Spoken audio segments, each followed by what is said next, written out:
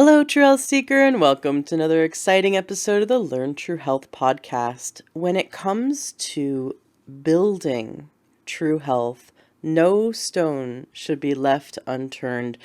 And today's episode is going to turn over a few stones that might not have been on your radar, and it's very exciting. Colon hydrotherapy is something that, for some people, is the missing link, the key, the final step to helping them get to the next level in their healing. So it's very exciting that we have on the show with us a man who specializes in colon hydrotherapy, and he teaches us everything we could possibly want to know about cleansing, detoxifying, and restoring our health using colon hydrotherapy. We just jump right in to the interview. So when we start, it's just jumping straight in, and we just start going, hitting the ground running. So I know that you'll really enjoy this wonderful conversational interview today. I want to let you know, if you're interested in becoming a health coach, and it's something I'm very passionate about, I think everyone can benefit from going through the training that IIN provides, the Institute for Integrative Nutrition. They have an excellent special going on right now, and for listeners, they give us a significant discount. I negotiated with them. I asked them to give the Learn True Health listeners a great discount, and so they do provide a wonderful discount.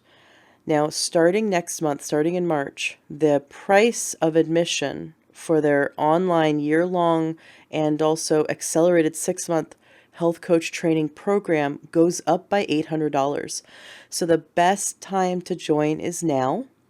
If you join by payment plan, you receive $1,500 off by mentioning the Learn True Health podcast. And if you sign up as a paid in full for your admissions, you get $2,000 off. So that's a very big discount. And they also have other sales going on. So just when you call IIN, the Institute for Integrative Nutrition, talk to the salespeople there. They're low pressure. They don't pressure you.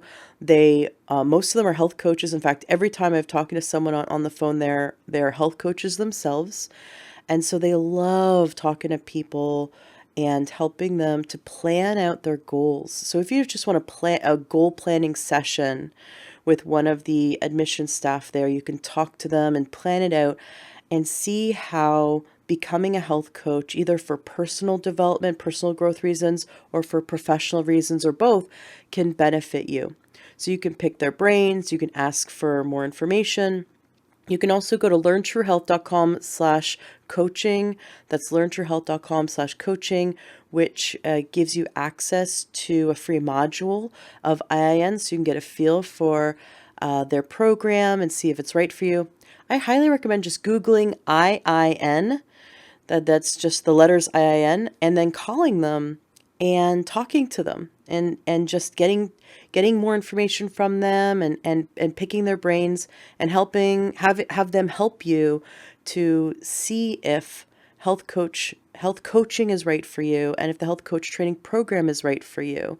Because they are wonderful people. This entire program is designed to help us understand how to heal the body physically with food as medicine, mentally and emotionally, help you do it for yourself and for others. So the best time to join is now. The best savings is now. And if you want to know my personal experience of going through their program, or you have any questions for me, please feel free to reach out to me. You can reach out to me on Facebook, come join the Facebook group, the Learn True Health Facebook group, or you can email me, ashley@learntruehealth.com. I'd love to hear from you. Excellent. Thank you so much for sharing this podcast with those you care about.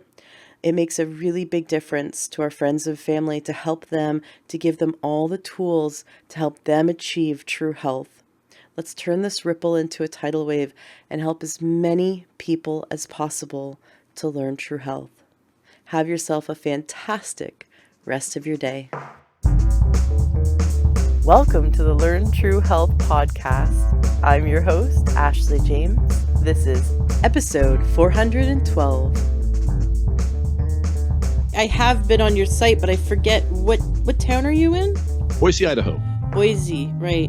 Idaho, that's not too far from me. Where are you at? You're in Seattle, aren't Yeah, you? yeah. I mean, Yeah. we're like, it's still a day. I could drive there in a day. Yeah, 9, 10 hours. Yep. Yeah, Yeah. yeah. Cool. You've been doing this a while. You've been doing this for what? You got what, 300 and something episodes? Yeah, we have 400 and I'm publishing 407 today. And I started 4 years ago in March. Wow. Yep, 2016. March 2016. So I just started a podcast a bit ago. Cool. And had a couple of cool people on. You know who Anne Louise Gittleman is? Yeah, I've interviewed her. She's awesome. And her husband, you got to interview him too. What? I don't know anything about him. Oh my gosh. I interviewed him too. You got to definitely check him out. He beat cancer, and you should listen to my interview with him because it's wild. He escaped the hospital. They were killing him with the chemo, and he actually like broke out of the hospital and drove away, and he's like, I am never going back there. And anyway, so he healed his cancer after that, and his journey of health is what led him to meet Anne Louise, and then so now they're together. But he now interviews people on YouTube who have beat cancer, and he has this one interview that is wild and will blow your mind. This guy healed his cancer with an $8 deworming medication that used in animals, and apparently like it really works, and a ton of people like tens of thousands of people have used it and reported that their cancer went away. So they figured out there's 5 reasons it actually like turns back on the body's of the immune system's ability to detect the cancer. But the pharmaceutical companies don't want you doing it because it only costs $8 and it's over the counter. So well, it's kind of like me. I used red salve. It cost me what, $10? Well, we should get into that in the interview. That'll be interesting. So anyway, yeah, Anne Louise Gittleman, that's great. You got her on the show. Definitely. Now that you've had her on your show, you should interview her husband because he's wild. I can well, I mean, you can contact them and get his information, but I can give it to you too. Yeah, James Templeton. Yeah. So that's when I had Nicholas reaching out to people, reaching out to you, for example. I didn't get to talk to him, of course, but yeah, she was a blast. Yes. I mean, I've watched her on because she's a member of I think she's a member of IACT or has spoken there many times, International Association of Colon Hydrotherapists. Oh, well, I knew her because when I was like 10 years old or 9 years old, something like that, our family got worms, and so we got tested, and the test showed that we got like 1 parasite from Mexico and 2 parasites from owning cats and dogs. And so my mom brought home her book, Guess What Came to Dinner? And we read it and we got on a cleanse. Isn't that funny? And so I've known her like, for so many years. So to interview her was kind of a trip. Yeah. I've had that book forever. In fact, I thought the book, I've had it for a long time. Yeah. Neat. Yeah. And did you know that when she was a young gal, she was in New York City, and she was telling me the podcast, she said, so with New York City, I was working in this hospital. This kid come in, he had leukemia, and I determined he had whipworms and heavy metal poisoning. And she says, and we did a lot of colon hydrotherapy, a lot of cleansing. And I go, whoa. You mean the hospital had colon hydrotherapy? And she says, oh, no, they didn't. I had to go and search really hard to find a colon hydrotherapist because this was in the 1970s. She says, and so he got completely cured. And she says, and then I got fired. Oh, my gosh. Of course she would get fired. It devastated her. She went away for a year, and then she said, okay, I'm going to go back into this field. I'm going to get back on the horse, so to speak. And yeah, isn't that wild? Oh, that's so wild. What's the name of your podcast? Detox with Whole Body Cleansing. Great. Well, we'll make sure the links to your podcast is in the show notes. Oh, cool. In the show notes of this episode, so listeners can check it out. Normally I do like a really formal start to an interview, but since you and I just got chatting and it was so cool, I think I'm just going to include our chat in the interview. So we already got started. David DeHaas, it's so good to have you on the show. This is going to be so much fun. I know you've listened to my show, so my interview style is a casual conversation where we get to really dive into some interesting information. And when your office reached out to me to come on the show, I was thrilled. I love this. I love colon hydrotherapy, and it's a tool that not many people know about, and I think a lot of people are really afraid of, and there's a lot of misconceptions. So I'm really happy that you can demystify colon hydrotherapy and show us that it's actually a very powerful tool that we can use for healing, and it's safe and effective and gentle. So welcome to the show. I'm glad to be here. I, Absolutely. Um, you're really passionate about holistic health. You yourself have a story.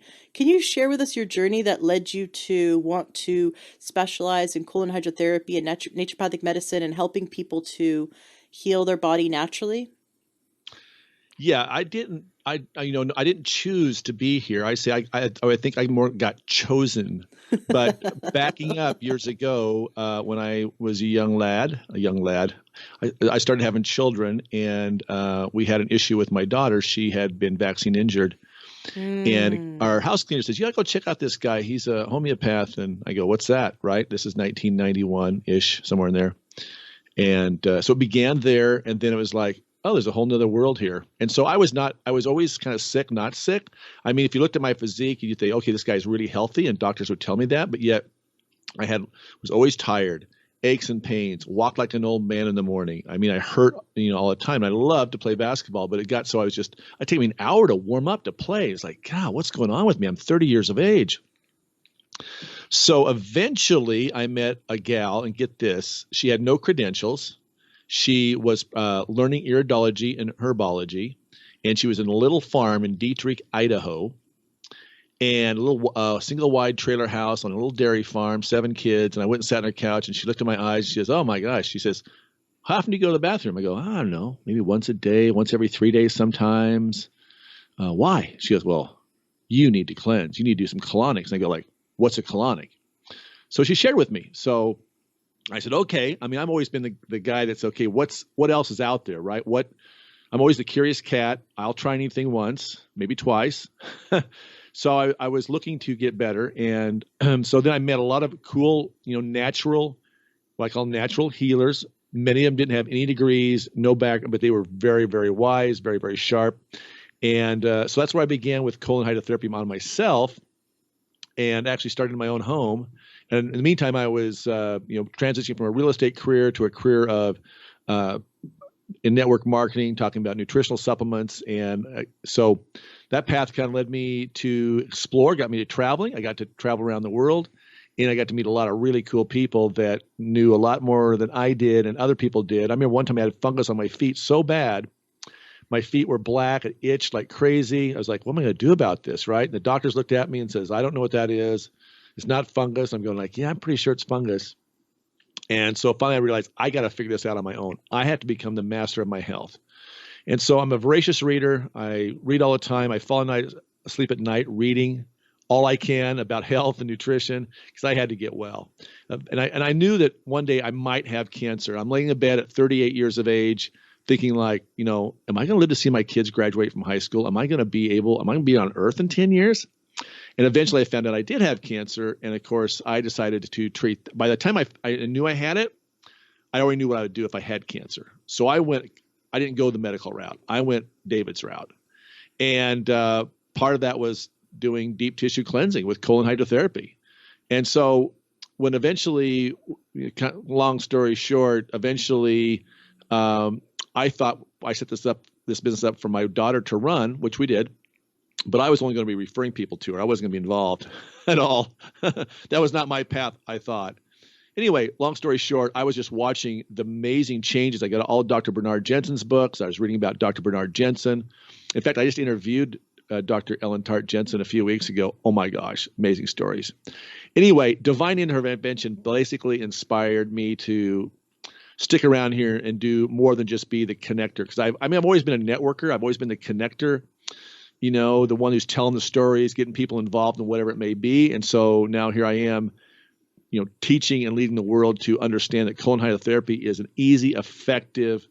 It's not embarrassing. It's very private. It's easy to do, and once you do it, it's no different than showering. It's just basically a shower on the inside. So Right. A lot of here we are. people don't realize that the gut is on the outside of us. We think that when we put something in our mouth, it's now inside our body, but that and anatomically, really, the gut is just another part of us that's outside of us because hasn't been absorbed into the bloodstream yet.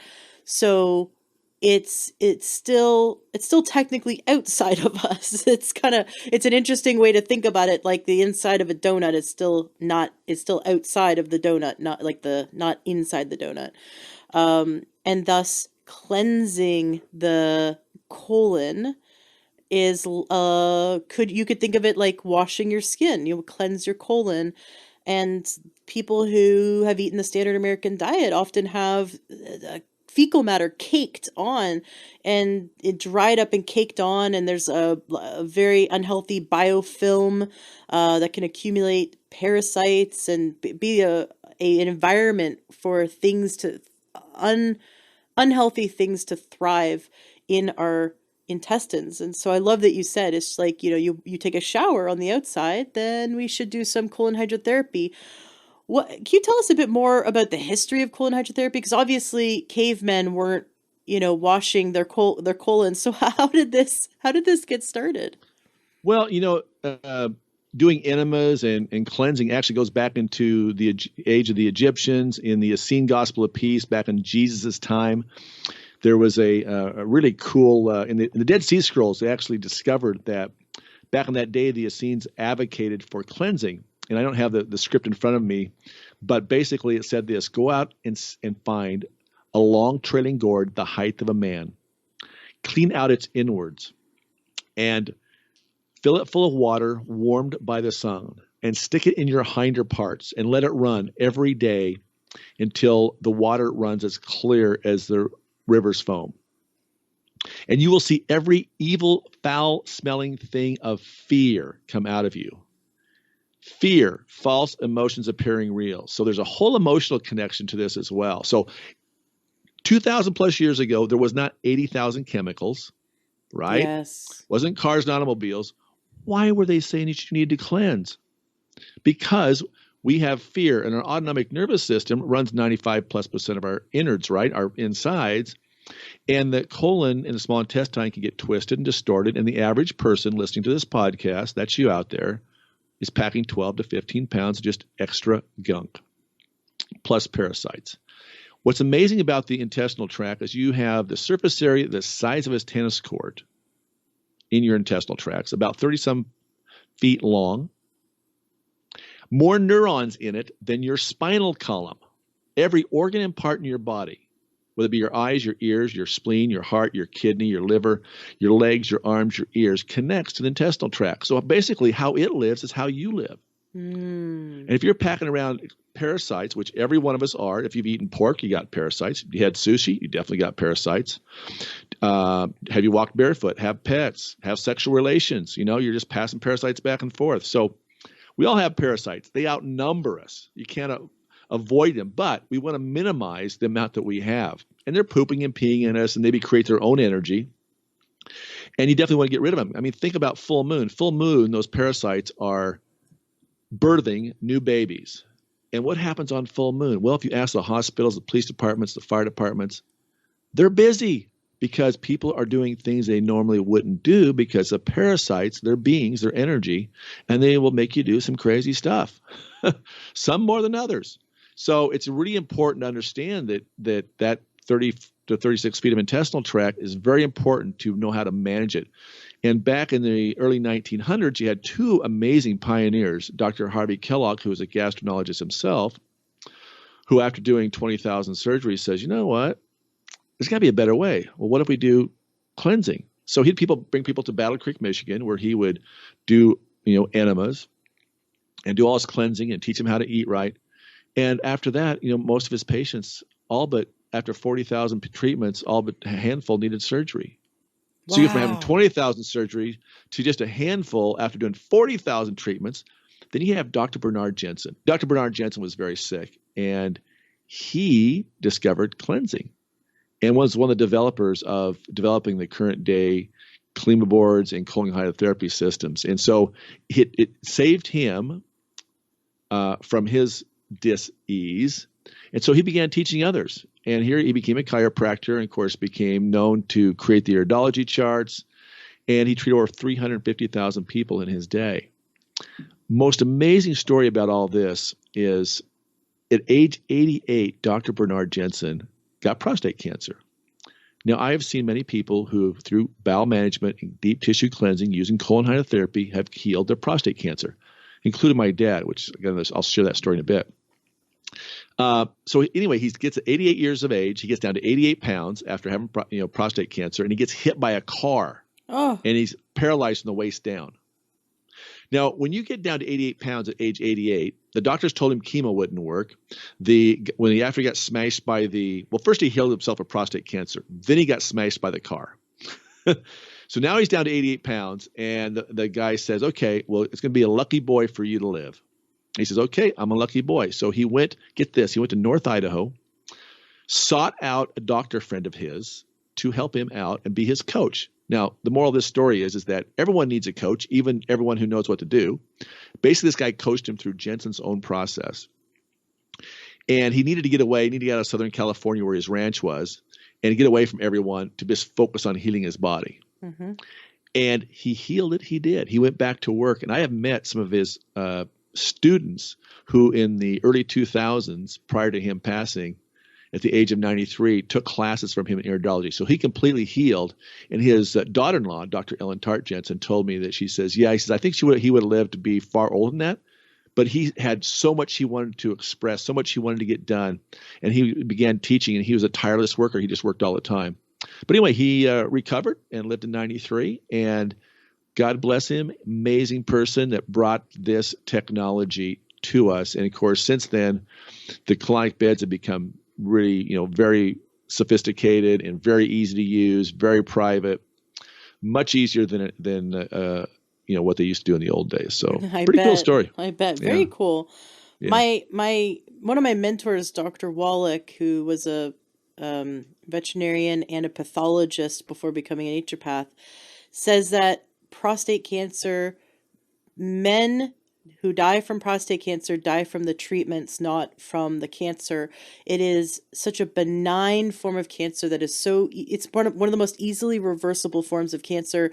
And the best thing to do is to wait and watch and not let them poke it and prod it and, administer the chemo and surgery and all that. He says that it is, if you have it, that's the kind of cancer you go really slowly into any form of treatment. Like you just sit and wait and watch and do natural medicine, because he has seen so many men reverse it. But that the men that give into the chemo radiation surgery will die within 5 years. And the men who don't do that and do natural medicine survive.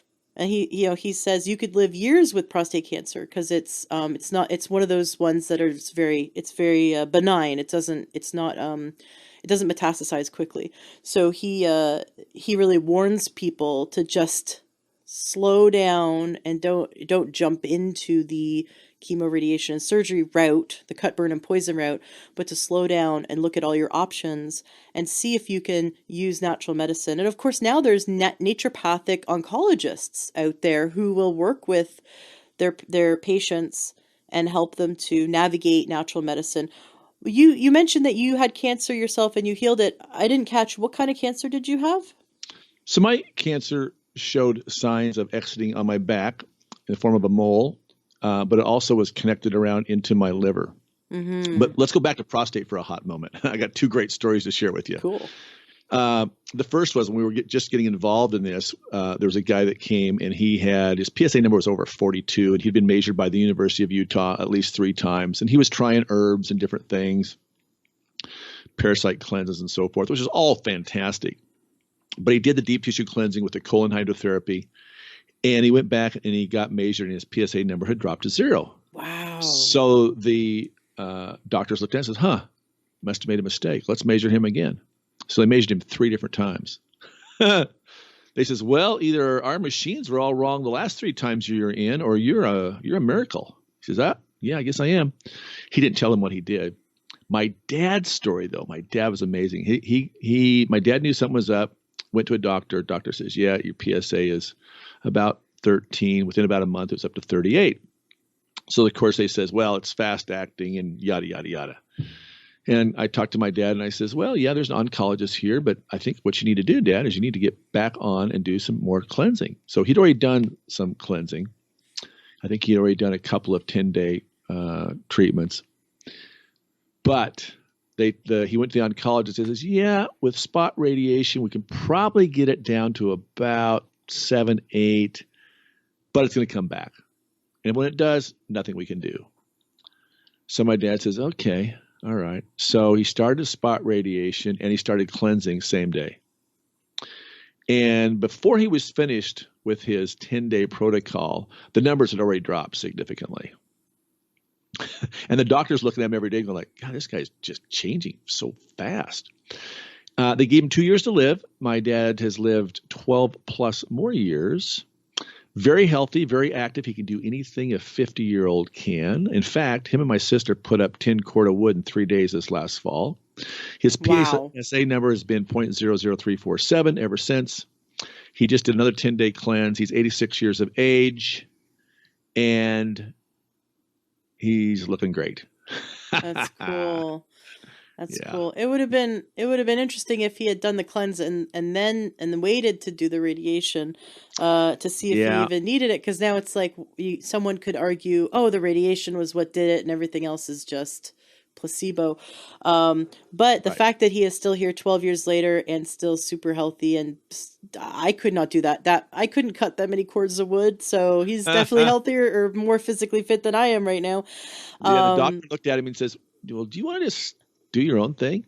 And Dad says, well, maybe I should do both. Anyway, so it was a hard decision for him to make. Yeah, it is. Hindsight, yes. Yeah. But you know what? He made the right call. He's still here today. He's still healthy. So he listened to his gut. And I think that's really important to listen. Don't go to a doctor that tries to pressure you into anything, but instead educates you on all your choices and allows you to listen to your own intuition after giving you fully informed consent. So the fact that he wasn't pressured into anything and that he was given his choices and he got to make his own choices and he was empowered as a patient is really important. And I think that also helps with patient outcome, when they believe in the process that they're going and they're actively part of choosing it. So I love that you shared that. Interesting about PSA numbers for the men listening and for the women with men in their life.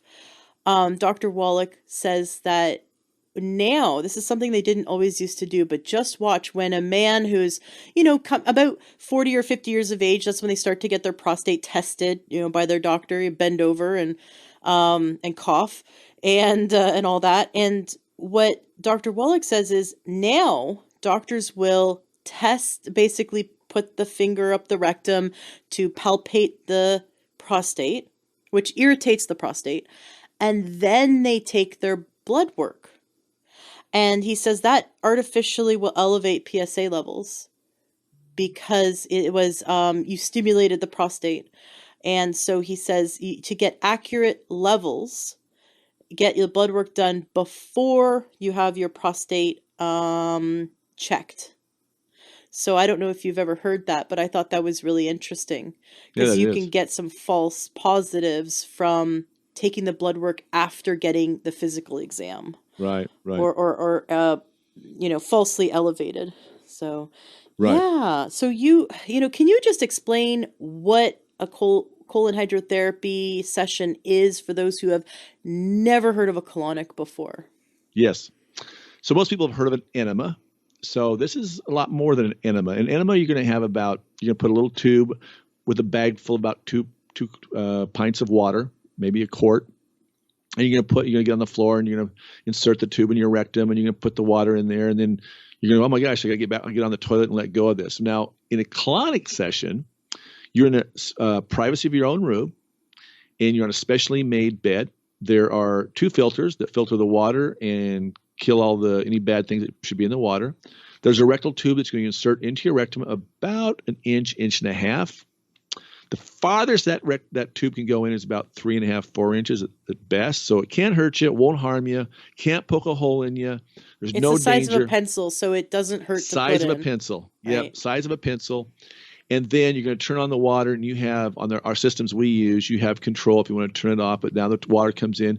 And in a session, about 45 minutes to an hour, you'll have about 15 gallons of water that's going to gently go in and go out. So it's kind of like a washing machine action, if you will. So water's going to go in, and the fecal matter is going to, anything that's in there very hard, if you've got pockets of diverticuli, for example, that's going to help dissolve that, and those can pop out of there. And you'll begin basically to create peristalsis.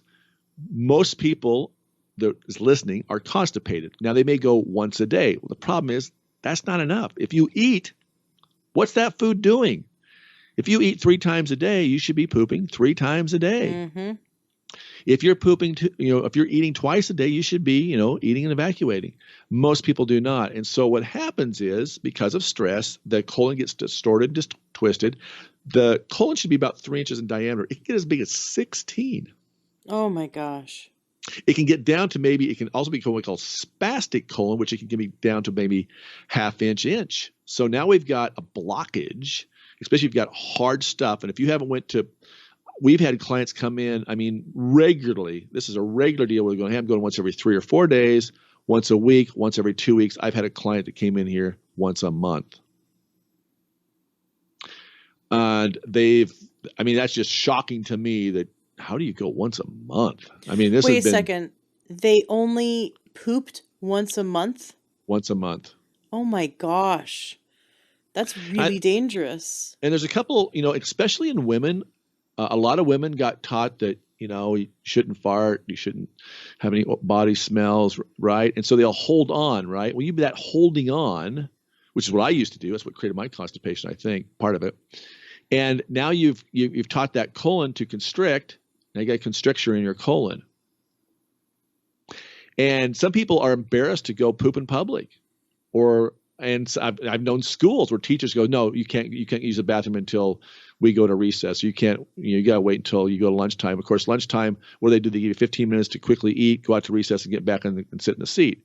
So you don't have time to properly go evacuate. So we create this from our children, the taboo of not going in public, not going and using a public restroom. I know many people I've interviewed that said, I'm embarrassed to go poop at work or, when I was going to school. And that's usually when it starts. A lot of people for severe constipation started sometime as a young child or maybe in their teen years, or a lot of people in their college years when they had some emotional traumatic event happening. Maybe it was a bad deal with a boyfriend or a lot of stress in the classes at college. But it's pretty amazing to see people get on the colonic bed, and what that's going to do, that washing action is going to get that muscle start to push back and recreate peristalsis. But first, got to clean out that 12 to 15 pounds. The average person on our 10-day cleanse loses about 12 pounds, the average.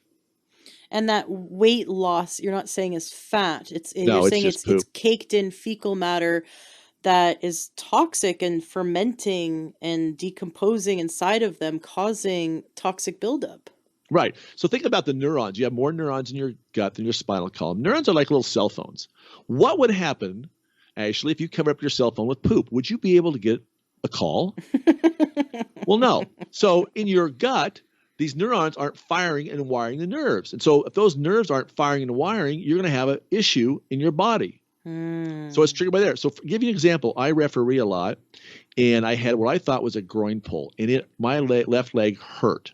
Now, if you look on an iridology chart, the connection to the groin is just if you feel on your left side of your body, down low, on the left by your leg, that's the connection in the colon to the groin. So I'm thinking, dang it, I can't referee this weekend. I got 9 games coming up. This is a bummer. And I had to lift my leg, get in out of bed. It was really hurt. So I thought, you know what? I'm going to do a colonic. I did a colonic. And I got done. I went home and thought, wow, 85% of my pain is gone. I think I can referee. So I went out that 2 days later, and I refereed. I refereed 9 games. It was like, wow, that's amazing. Had a hip pointer, same thing. And those are very sore. I was refereeing one night. Thought, oh, gosh, I can't run anymore. Same thing. I came to the office late at night, did a colonic. Pain next day was gone. So it's amazing to see the connections. I'll give you another example. I had a contractor been swinging a hammer with his left arm and shoulder for 40 years, and now he couldn't do it. And so for 4 months, he went away and he did parasite cleansing, which is great. And he did some chelation therapy, and that's all fine. But the problem was he had an issue in his colon. I says, look, until you clean this out, it's not going to get better. And he says, well, man, he's just so embarrassed to come in, right? He was just so embarrassed. And so he didn't want his friends to find out. So I talked him into doing 3 colonics, did 3 colonics, says, okay, I get it. I'm starting to feel better. 5 days later, he walked in the office and he could swing his shoulder and swing a hammer again. I love it. That's really interesting that there's this connection between the colon health and the health of the rest of the musculature and the nervous system. We'll watch face color change as we're going around. We take 10 days to do our 10-day wellness retreat. And each day they're getting deeper and deeper and deeper. And we'll literally watch the color on the face change, like the sun coming up in the morning. We'll see it go all the way around the face. It's pretty amazing. Wow. So a little bit more about digestive. So people don't realize this, but in your small intestine, well, first of all, most people don't chew well enough, right? That's where everything starts. Your mouth should be your blender. And I got a little ditty. I say, no, the thing you got to do is chew, chew, chew, because it's the right thing to do. Chew, chew, chew, because it's the right thing to do. Make your mouth be your blender. Masticate that food. The saliva comes up. Now it's starting to digest. Enzymes are being created down below. The pancreas is getting fired up, saying, hey, I got some stuff coming my way. The gut acids are starting to be produced. And now when the gut or the stomach receives it, it's starting to do its thing. People who have acid reflux, for example, what do the doctors give them? Stuff to decrease acids. You want more acids. Mm-hmm. You want those digestive acids, juices to help break down the food and then flow into the duodenum and then to the small intestine. And once it gets in the small intestine, now we got the food, and what happens, it breaks down further. The gallbladder has just, if you still have your gallbladder, has squeezed out some bile to break down fats. Things are breaking down, and now you have about the surface area the size of a tennis court of what I call shag carpet. So shag carpet is what is called villi. Villi is what absorbs the vitamins and minerals that have been broken down from the food you eat into the bloodstream to go to the cells. Because at the end of the day, what do we got to heal? We got to heal the cells. Let's heal the cells. But the highways to get there, the small intestine, the colon, and the blood, the blood, if you're getting stuff dropping in to the blood that shouldn't be there, well, you've got a problem in your intestinal tract, and they call that leaky gut. In other words, the junctures between those shag carpets, right? The villi gets really big, and now stuff drops in there, and the body says, what the heck? This is bad, and it attacks. And now you get a label called leaky gut, or I've got food allergies, or food sensitivities, or I've got lupus, or fibromyalgia. No, what you've got is you've got a very toxic body. Let's reduce those toxins. Let's clean up the blood. Who cleans up the blood? The liver. But the poor liver, the poor thing, it's like the furnace filter. If you never change your furnace filter in your home, pretty soon that furnace is going to blow up because there's no airflow. If you don't change the oil filter in your car, guess what? Eventually the car is going to break down. So that liver does about 2,000 different transactions, and one of them is cleaning up the blood. So people now are changing. Well, I got a thyroid issue. Oh, yeah. No, my hormones are out of balance. Yeah, they are, because your blood's dirty, and the poor old liver can't do everything it needs to do. So pretty soon you've got, and I see this in young kids today, young adults, I've got fatty liver. Well, a fatty liver is a toxic liver. In other words, your body is really toxic. And pretty soon the liver says, well, geez, I'm full. Let's see. What else can I do here? Oh, I know. I'll create fat. I'm going to create some fat stores.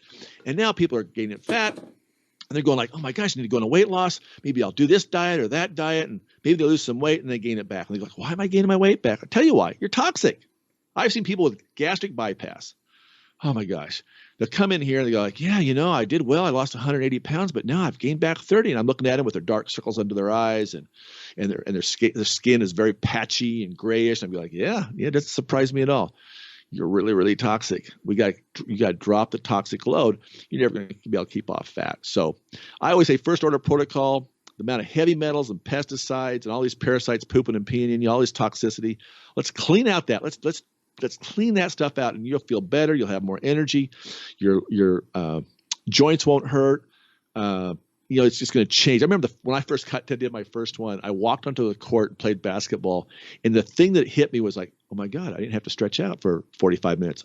I don't have to jog for a while. I just went out and played. When I got done, I had no body odor. I went, whoa, No body odor.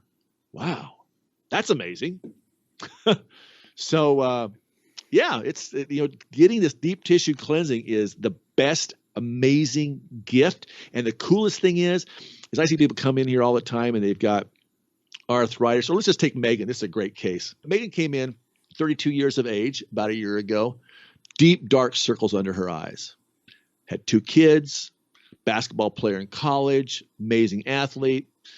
But now all of a sudden she started getting fatigued and not feeling well. Gets married, has 2 kids, she's teaching school, and she could just barely get through the day. Her dad's a physician. He tried everything. They put her on Adderall at one time to give her energy. Of course, they gave her the diagnosis, it's all in your head, you're depressed. Well, heck yes, she's depressed. No one can figure out what's going on. She tried all kinds of different things. I mean, long list. And I walked in, and I looked at her, and of course I knew right away. And she filled out her intake form, and I looked at it. And of course, the first question we asked is, how do you poop? What's it look like? What's it smell like?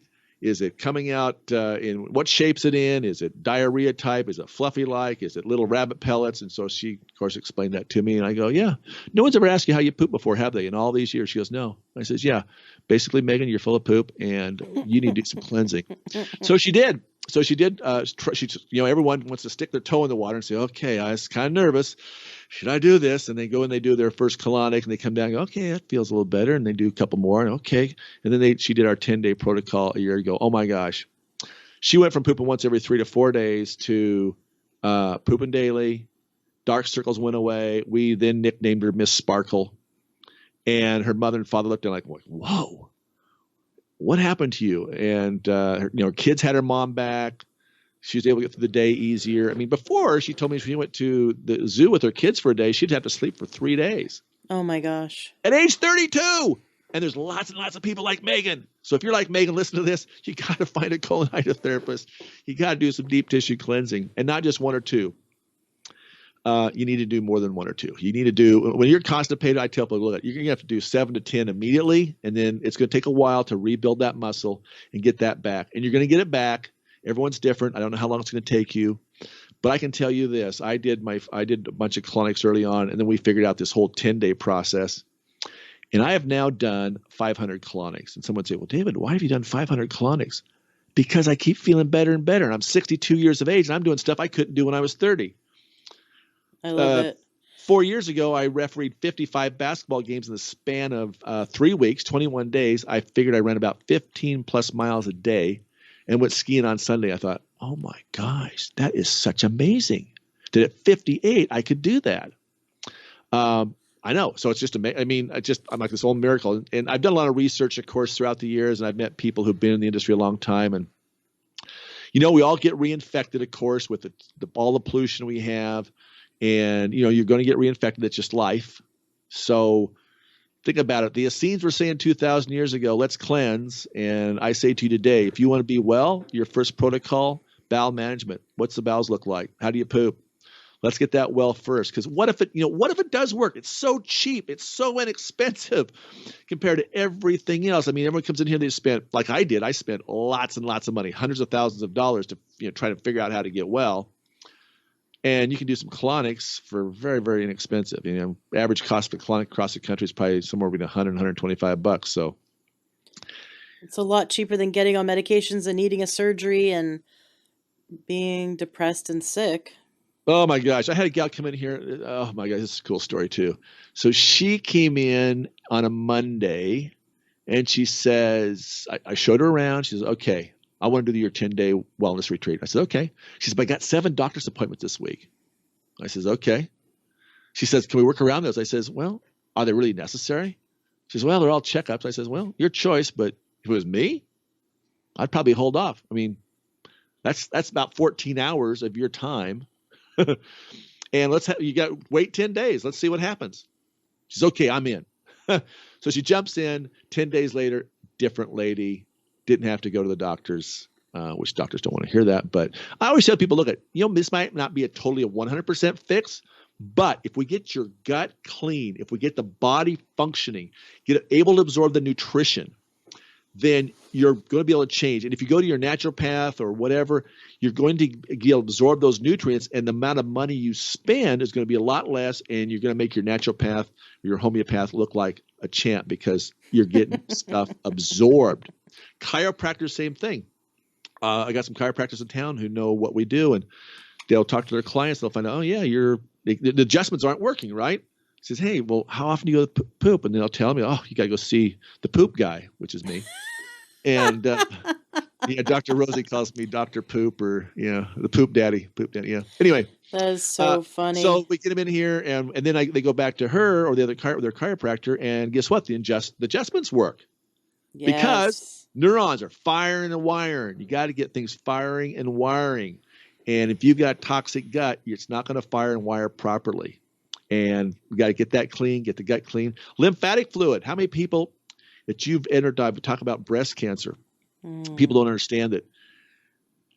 Lymphatics, taking out lymph nodes. Lymph nodes are not an accessory. They are a very important part of your anatomy. So think about lymphatic. To paint a picture, you've got about 800 lymph nodes in your body. And what it does is it basically, think of it kind of as a fancy sponge with a kind of a suction tubes. And there's these little nodes. And they're kind of a one-way flusher. And then what they do is they pick up the interstitial fluid from around the capillaries of your body. And it sweeps it up, and it takes it up, and it dumps it in your vein. Now, for it to get there, there's no pump. The pump is us jumping up and down and running and moving. Most of us don't do that enough. So we have a machine here, a vibration machine, that we put people on to help move that lymphatic fluid. Most people get done, they start itching. I go, yep, that's a sign your bucket's full. Your toxic bucket's really full. So now that dumps that fluid, 45 pints. Now you got 10 pints of blood. So put that into perspective. The blood's got a pump. It's got the heart.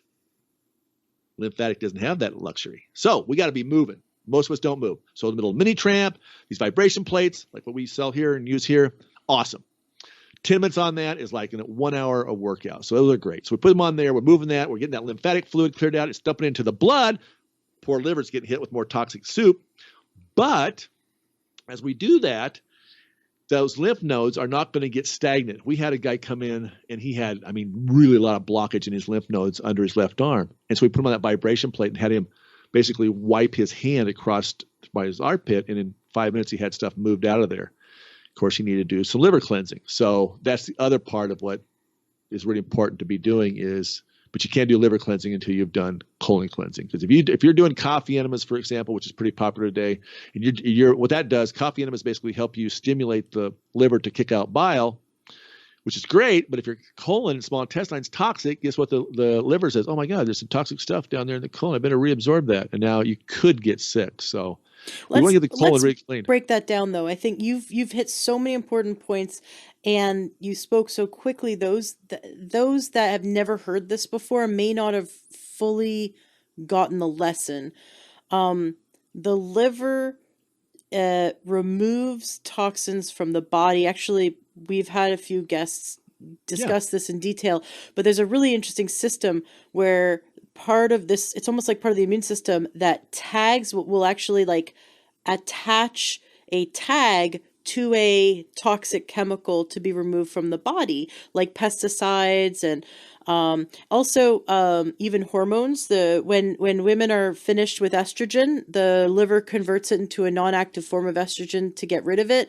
Too much of that, though, can become a toxic level of estrogen and have estrogen dominance. So we have hormones that the liver has to get rid of. We have metabolites the liver has to get rid of. And then we have all of the 80,000 chemicals in our food, water, and air, plus the artificial crap that's in our food today the liver needs to get rid of it. And so the liver is getting rid of healthy, doing healthy functions, but then also all the unhealthy stuff that's in our diet.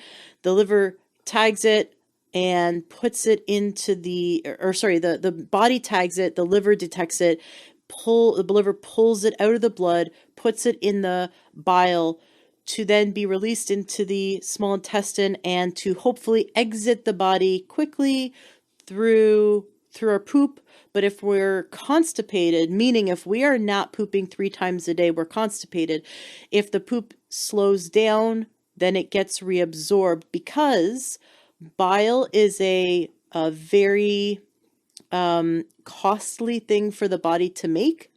And so the body is really smart. It will reabsorb as much bile as it can. The problem is that when we were invented, when God invented us, or, however we arrived here, there weren't all these chemicals. So it was safe for our body to reabsorb some bile. Now there's obesogens and bisphenol A and microplastics, all of these horrible chemicals, 80,000 plus chemicals in our, in our environment and in our food and water, that our body does not, the colon cannot tell the difference between healthy bile that it's allowed to reabsorb and bile that actually has attached into it these toxins.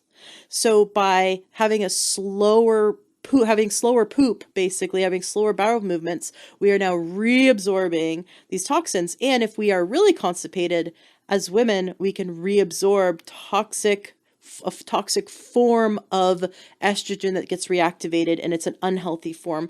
So there's a lot of bad stuff that can go on by the bowel not moving healthfully enough. So most people are not eating enough fiber. That's one thing. Most people are chronically dehydrated. That's another. But then you're saying most people don't have a really great diet. Most people don't have a great microbiome, a healthy microbiome. Most people have dysbiosis of some way, like bacteria, parasites, fungus, yeast. They've got some kind of overgrowth, some kind of imbalance. And if you've been on antibiotics, you likely don't have a healthy gut biome unless you really, really, really worked at building a healthy gut biome. So we have that going against us. And then they have years and years of eating highly processed crap food, the standard American crap diet, like dairy and meat will rot in the intestines, especially if they have constipation on top of that. So we have toxic foods. We have toxins getting reabsorbed into the body. We have gut dysbiosis. And now the colon itself, the muscles have been overstretched, like you said, they don't have tonicity. So now physically we have a problem, plus all of the nerves that are around the gut and 70% of the immune system that surrounds the gut, that has now been compromised. The microvilli that you mentioned, or the finger-like projections, like a shag carpet, that help help absorb nutrients, are not functioning because they've been whittled down. And also the small gaps in between them, those junctions in between them, have been compromised. So now there's leaky gut. So now we are absorbing partially digested particles, which the immune system is reacting to, creating these illnesses, like you mentioned, creating the immune system to overreact to foods and create allergies. I know many people that heal their seasonal allergies after changing their diet and cleansing. So all of these things domino. Like changing one thing may not make a huge difference. Like, oh, I ate more fiber, or I drank more water. Like you'll notice, actually people do notice some positive results. But it's really this accumulation of a lifetime of toxic colon that has just tipped over, and now the person is in pain and stiff and feels like they're 90 when they're 30, and is fatigued and just downing the Starbucks every day because they have to just get through the day, and they don't know what's wrong with them, and they go to their doctor, which MDs have almost zero training in nutrition. They have something like 5 hours of training. So they don't have the tools to teach you what to do. And they never ask you how your poop is unless they want to give you a drug. And meanwhile, this is the beginning of health. The root cause, the beginning of health is in the gut. So I love that you're painting this picture that it all starts here, but it also all dominoes here. So we have to look at all of those factors. And if you have had a lifetime of this, then changing everything but not doing colon hydrotherapy is really, you're missing a big key. You're missing a big component of healing if you still have a toxic colon. So that's why I think this is so important, because it's this, for some people, it is the last missing key that puts everything back in place. Yeah, a picture I always paint is, imagine if you left food in your refrigerator that got moldy and rotted for maybe 2 or 3 months or 2 or 3 years, or how about 20 years or 30 years, right? You can't just throw a probiotic in there or fresh food and expect it to change. Everyone's, I'm taking probiotics. That's great. But the problem is it's not going to help much because you're so toxic. Well, we got to clean out the refrigerator. And you mentioned some good points. Most people are dehydrated. I was one of those. It makes a huge difference. I'll give you another great example of a story. A lady came to see us, 84 years of age, and her poop problem started when she was in her 20s. In between children, she had her gallbladder out. Next child, she had her appendix out. They did a hernia. So hernias, appendix, tonsils, the trifecta there says to me, you are constipated. And of course she was. I remember she did after her second colonic, she called me and she says, oh my gosh, I know. So she just got done cleansing, right? But she went home and she had to poop. She says, David, that's shocking. Because it was once every, 4 or 5 days. And she could not, all she could do all day long is just sit in a chair. She said, I can get up, make breakfast. The rest of the day I'm sitting there. She's done. She goes, you know what? I'm 84. I'm going to go back to taking up painting. I'm going to start doing some fun stuff. So most people are living, it's funny too. I get people come in and they go and they're kind of hunched over and they're shuffling and their joints hurt. And they'll tell me, well, I really don't have anything wrong. They got arthritis. They got brain fog.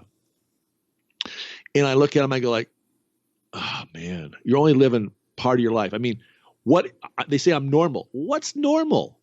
Jack LaLanne, in my opinion, that's the normal I want to be, right? I want to be able to pull a rowboat across the San Francisco Bay with my teeth at 72. I want to be still strutting around and working my buns off and, at 90 some years of age. I mean, that should be the normal. Dr. Jensen, he had people hired all go around the world and interview, and really research who's living long and why they living long. And of course, he determined it was all because of nutrition value they were getting. Their teeth weren't falling out because they were getting proper nutrition. And we don't get proper nutrition. We're buying stuff in boxes. Our stores are 100,000 square feet when we basically need about 3,000 square feet for produce and a few meats. But and we're eating out of the wrong kind of cookware. We're eating out of the wrong type of containers. You should be drinking out of glass. You shouldn't be drinking out of plastic. You need to, throw away your Teflon pans. Those nonstick pans are one of the most toxic killers. I mean, that stuff is just, when I got cleansed, when I got my body cleaned out, what's really amazing. Now, here's a guy, as a kid, I raised hogs and I loved pork. I love bacon. Everyone loves bacon, right?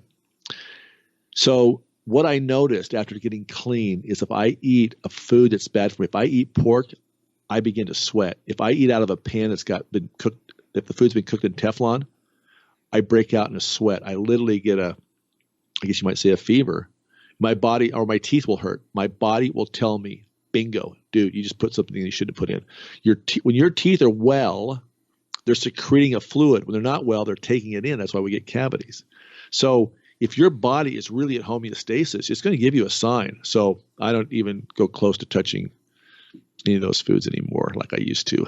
I love that you brought up plastics. Don't eat out of plastics or drink out of plastics. I interviewed a naturopath that was, oh shoot, what's one of the Beatles that's still alive? Not Ringo, the other one, Paul McCartney.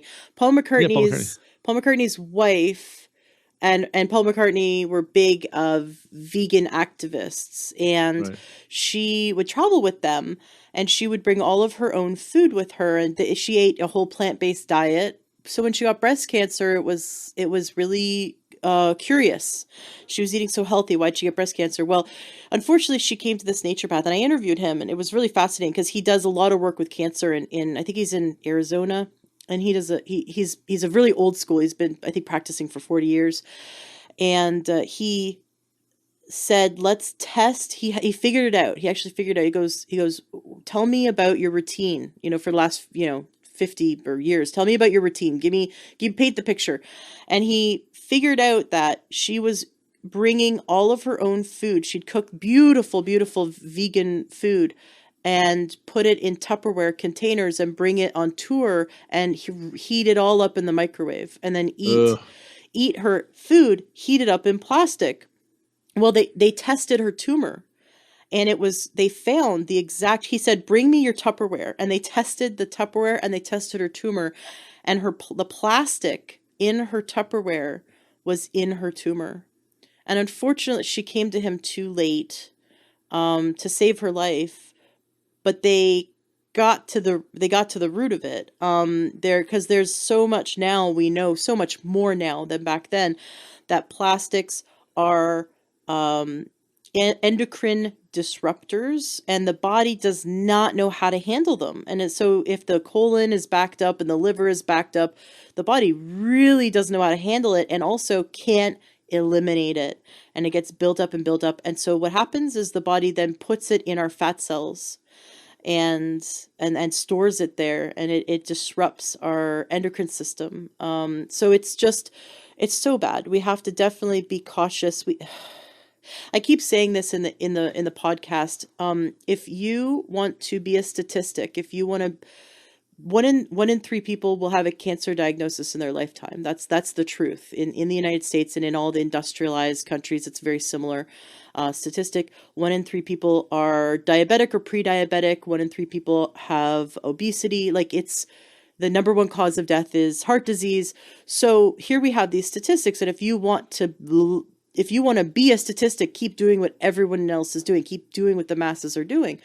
But if you want to beat the odds and not be a statistic, you have to be a salmon and swim upstream and be the oddball weirdo that doesn't drink out of plastic, that doesn't have Teflon, that doesn't do what everyone else is doing. Like I have right here beside me, you can hear this. This is my mason jar. I drink my water out of a mason jar.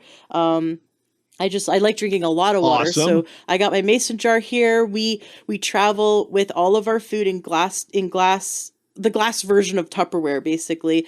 My husband bought me, as a gift, because I told him I wanted it. So a big, purse that's actually a thermos. You can get them at Bed Bath & Beyond. And I cook all my food at home, and we pack it up in these glass containers and bring our own. We don't do one-use plastics. So we bring our own utensils.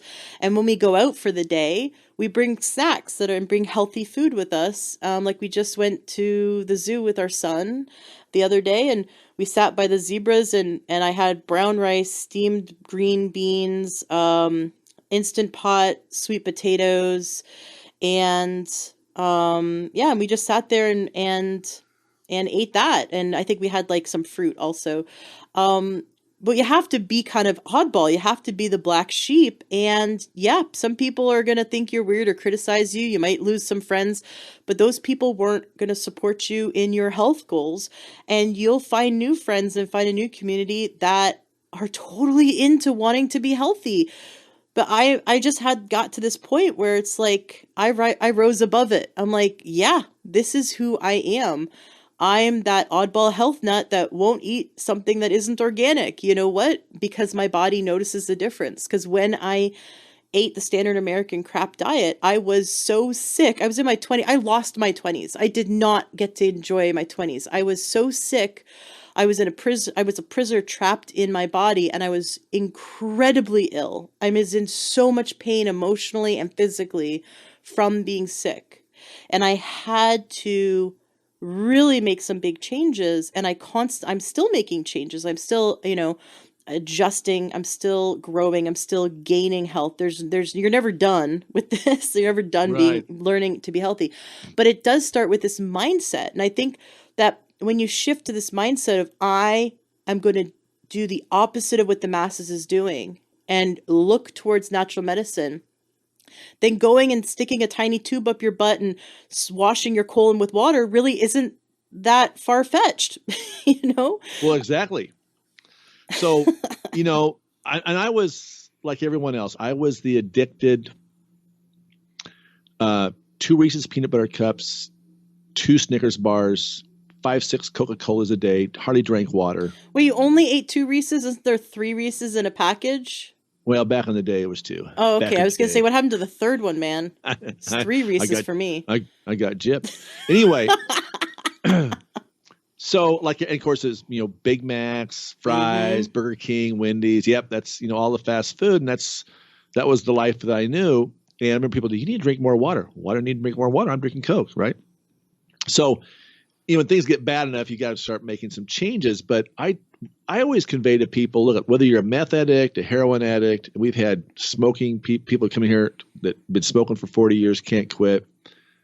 It's all chemicals. And what happens now is your autonomic nervous system goes like, yeah, we want those chemicals, David. And you know what? We're going to turn things on to make you go get those chemicals. We want that Snickers. We want that we want that dose of heroin. We want that cigarette. And it's all the same. The addiction's an addiction. And it's just that your body's been conditioned to fire and wire based upon what the chemicals you've given it. So when we start detoxifying the body, I've had people smoke for 40 years and in 3 or 4 days, they're like, I had no craving this morning to smoke, David. Or, my sugar, I tried to eat sugar and it didn't taste so good after the 4th or 5th, 6th day when they're in here. And sometimes the first day we were giving them organic soups and juices, and the first day, I didn't like that so much. But day 3 or 4, they're like, oh, that was really good. What was it? I go like, same food we had the first day. So your autonomic nervous system, look at it, it's telling you, dude, give me a cigarette. And you're going like, well, I don't want to. And of course, there's people, just do mantras and look in the mirror and say, I am smoker free and I am going to run and blah, blah, blah. Anyway, you can say that all you want to your brain. Your autonomic nervous saying, dude, it ain't going to happen, dude. We got you wired. We got you where we want you. Give us some sugar. Give us some smokers. Give us whatever, right? So the transformation, it's a couple steps forward, maybe half a step back, and you keep going forward. You keep doing more cleansing, and the toxins start pouring out. And those skin issues you had, the can't sleep at night, you got the frequent urination going on, you're walking like an old man. All these things can be healed and changed, but we got to begin within. And chasing it with chemicals is not going to chase it long term. So we've got to get this cleaned out well. And when you do that, when you get the parasites out, you get the heavy metals start to flowing out. And now your hormones start humming a little better, and you start getting, I'm making some progress. So then things begin to change. But yes, it's a process, but you got to begin someplace and begin doing it, and just don't stop. Keep going. Mm-hmm. I have a fun story. My experience with colon hydrotherapy, when I was a kid, I was totally grossed out by it. My mom brought me to Dr. D'Adamo, the man who wrote the book Eat Right for Your Blood Type. Yeah. He was our naturopath when I was 6, not his son, who he's passed away because he lived a ripe old age, and his son now has continued on the legacy. So there's Peter D'Adamo and James D'Adamo, and so the father, the original D'Adamo, he was my naturopath growing up, and I went from being very sick to being incredibly healthy overnight. It was amazing. He looked at my eyes and my ears and took my blood, and he said to me, "You are allergic to milk, yeast, wheat, and sugar. Stay away from them." And I looked at him, and I knew those were the ingredients of chocolate bars, because my favorite chocolate bar was a Coffee Crisp, which isn't sold here. It's a Canadian chocolate bar, at age 6. And I said, "Well, when can I have a chocolate bar?" And he said, "Once every blue moon." And I thought that meant once a month, so I was pretty happy about that. Little did I know my life was totally going to change. My mom, we came home and she threw out everything in the pantry, and we basically ate a more whole foods diet, switched to soy milk, really gross, thick soy milk, because there wasn't really cool options like there are now. And we went wheat free. So we didn't eat much gluten because we were wheat free, but they didn't know what gluten, the gluten wasn't a thing back in the 80s. And so we just ate a lot of real food, brown rice, legumes. We did have meat, because he said, blood type should eat it. And lots of vegetables, and I took his supplements. And overnight, I went from being sick all the time to not being sick once. if I caught a flu, it lasted 12 hours. My body had to get a fever. I'd go to sleep. I'd wake up. I'd be fine.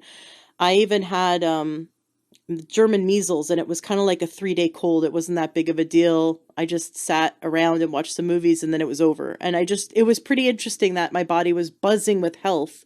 And then I hit 13 and I rebelled, and I stopped the supplements, and I started eating all the cafeteria food at school, and I totally rebelled against my mom and all her hippie, voodoo health stuff, because she was totally into it. And I spent my teenage years totally rebelling, and I paid for it in my 20s, and then I had to spend all my 30s up until now reclaiming my health. So I've had the experience. It's sort of like rags to riches again.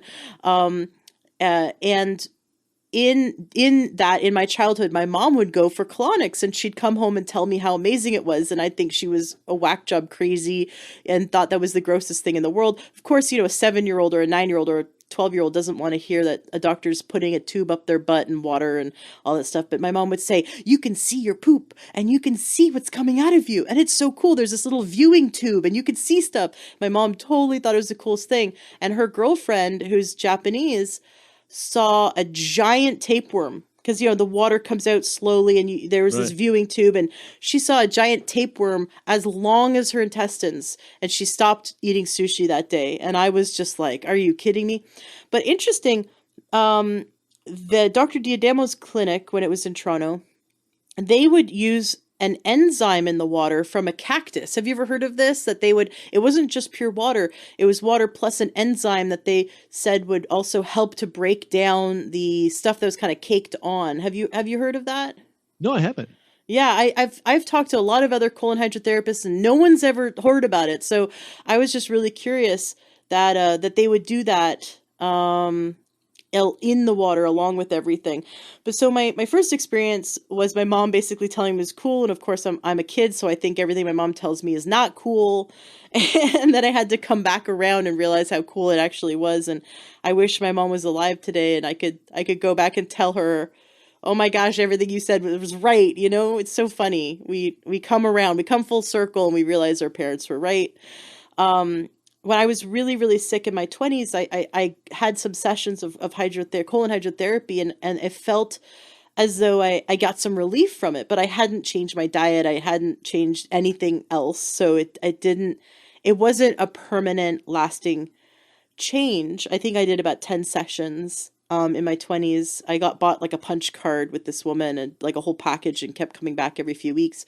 But like I said, I didn't change anything else.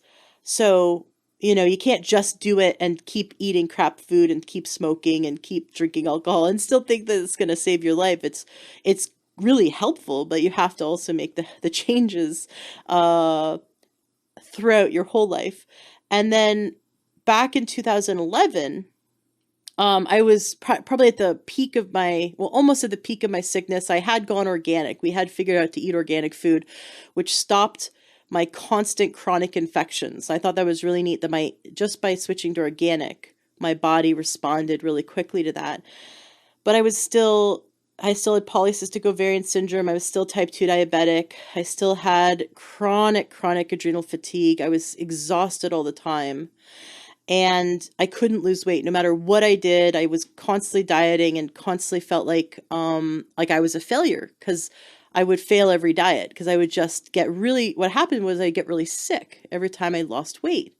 Well, I didn't realize until years later, my liver was so backed up that every time I lost weight, my liver couldn't process all the toxins being released from the fat.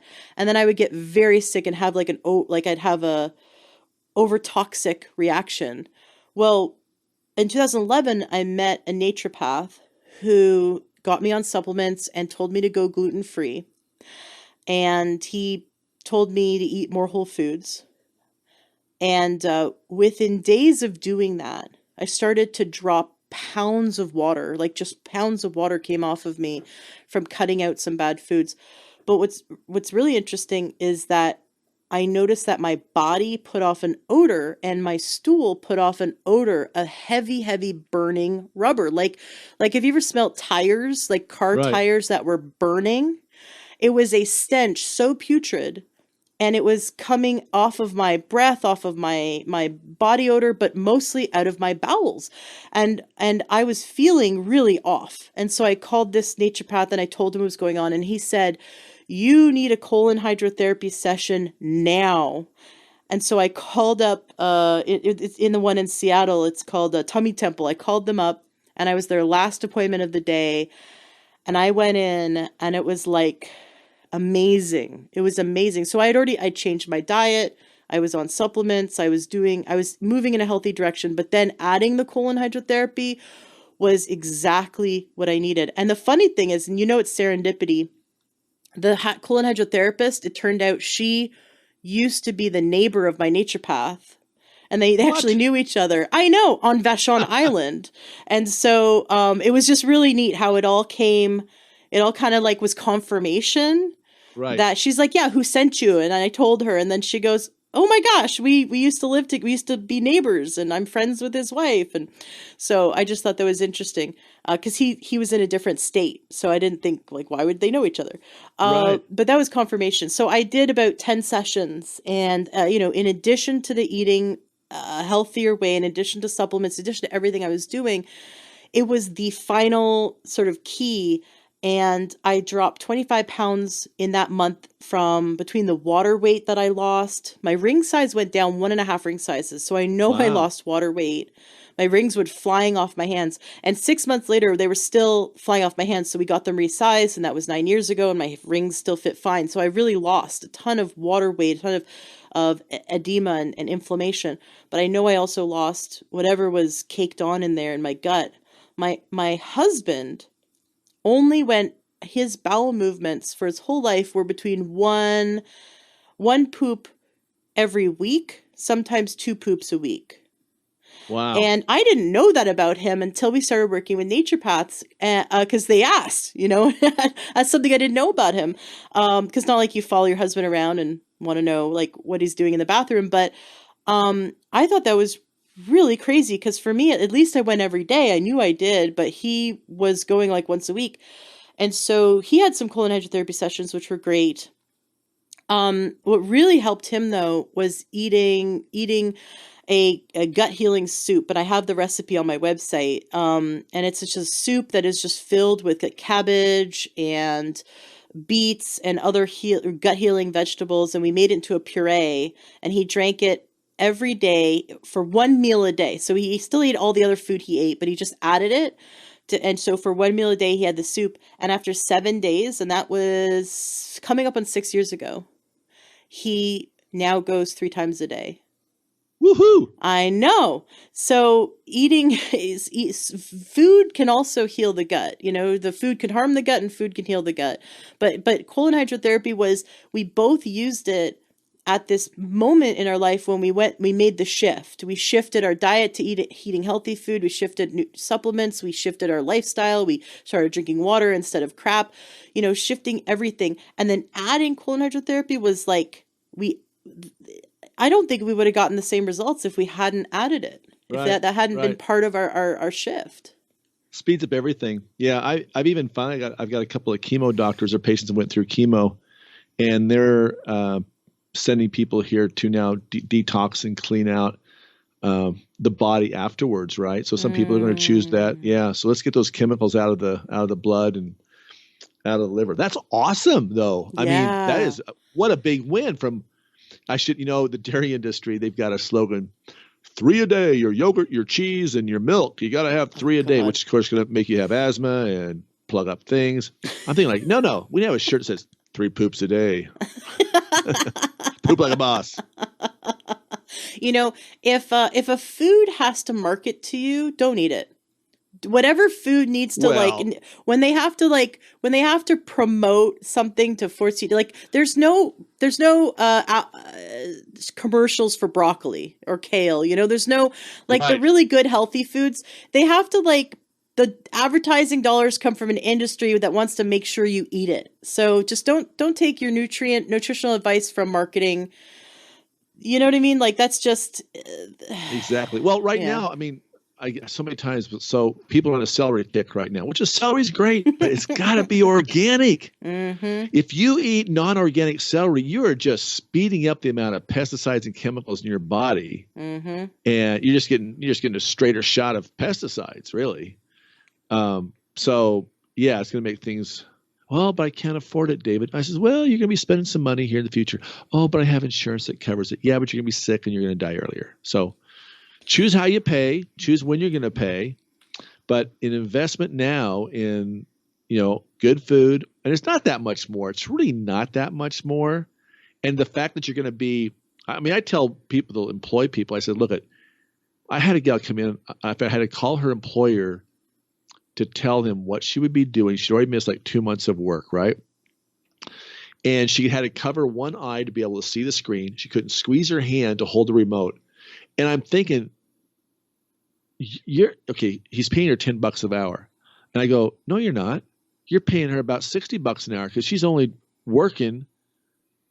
You're not getting a full day out of her. So, about 30% of your employees, the brain fog, the lack of critical thinking, the no energy to get things done, everything that slows down, and it's costing the employers in this country billions of dollars just in lost time and wages because people are, I got to get coffee and a donut so I can stay awake, or, oh, I'm sorry, I missed that order. I couldn't finish that sale because, I wasn't thinking clearly enough.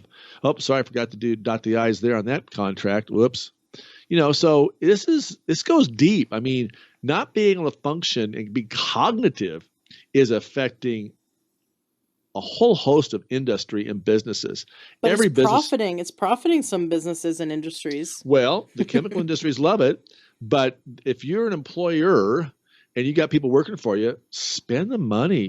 Don't spend it on insurance. Spend it on getting your body detoxed and cleansed and some nutrition in people. Rip out those Coca-Cola and Pepsi machines, rip out the microwave, throw that away, and let's get whole food in the gut. And let's get the gut well. Yeah. I had the CEO of the Institute for Integrative Nutrition on my show recently. Yeah, listen to that. Yeah. You did? Yeah. So yeah. They have free avocados. Yeah, avocados. I was going awesome. Right. Because, if someone owns a business and they have employees, they're thinking, man, free avocados, that's going to add up.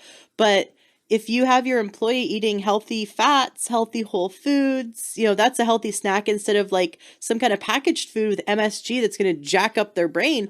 The quality of their work is going to be better if they're eating healthy.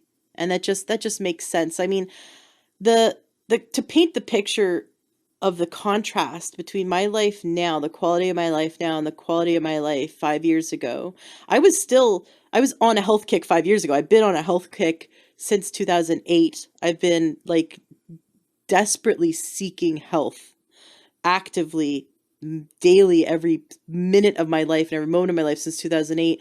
But the contrast, even 5 years ago to now, I wake up and my brain is on. Yeah. I am jumping out of bed. I am like effortlessly going to the gym. I was just thinking that this morning in the gym when I was doing cardio. I'm like, this is effortless. And I could not do this 5 years ago. Like the feeling of ease in my body and my brain's ability to be here with me. And even at night, it'll be 7 at night and I won't want to wind down, although I know it's healthy and I know I should be winding down.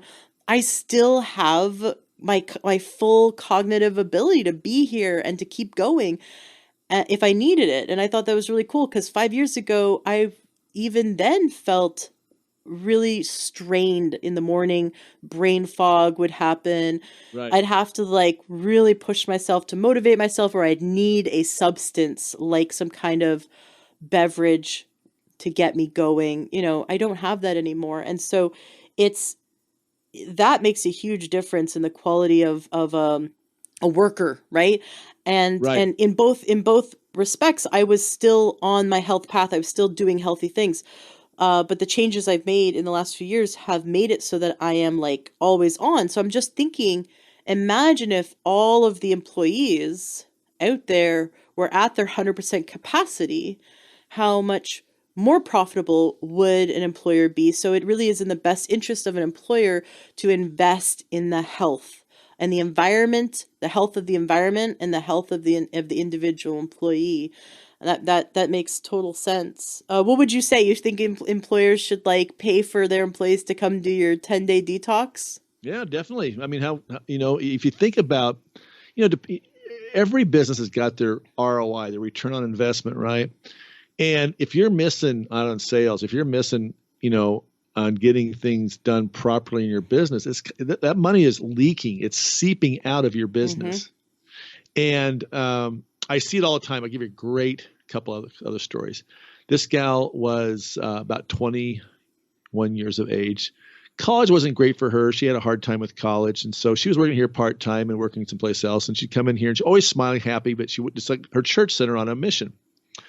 And I'm thinking like, oh man, she's going to go to Boston, Massachusetts. Yeah. Go away from home. There's going to be stress. She's kind of in that sick, not sick state. And I told her, I said, Mackenzie, we're going to give you a 10-day cleanse. She was so excited. So before they go on this mission, I guess they have a talk at the church. And she was like, oh my gosh, I never talk. I escape talking. I don't want to be in front of the public, right? Now she's going to go on a mission. She's going to be talking to a lot of people. So she does her cleanse. And during this cleanse, she had to give her talk.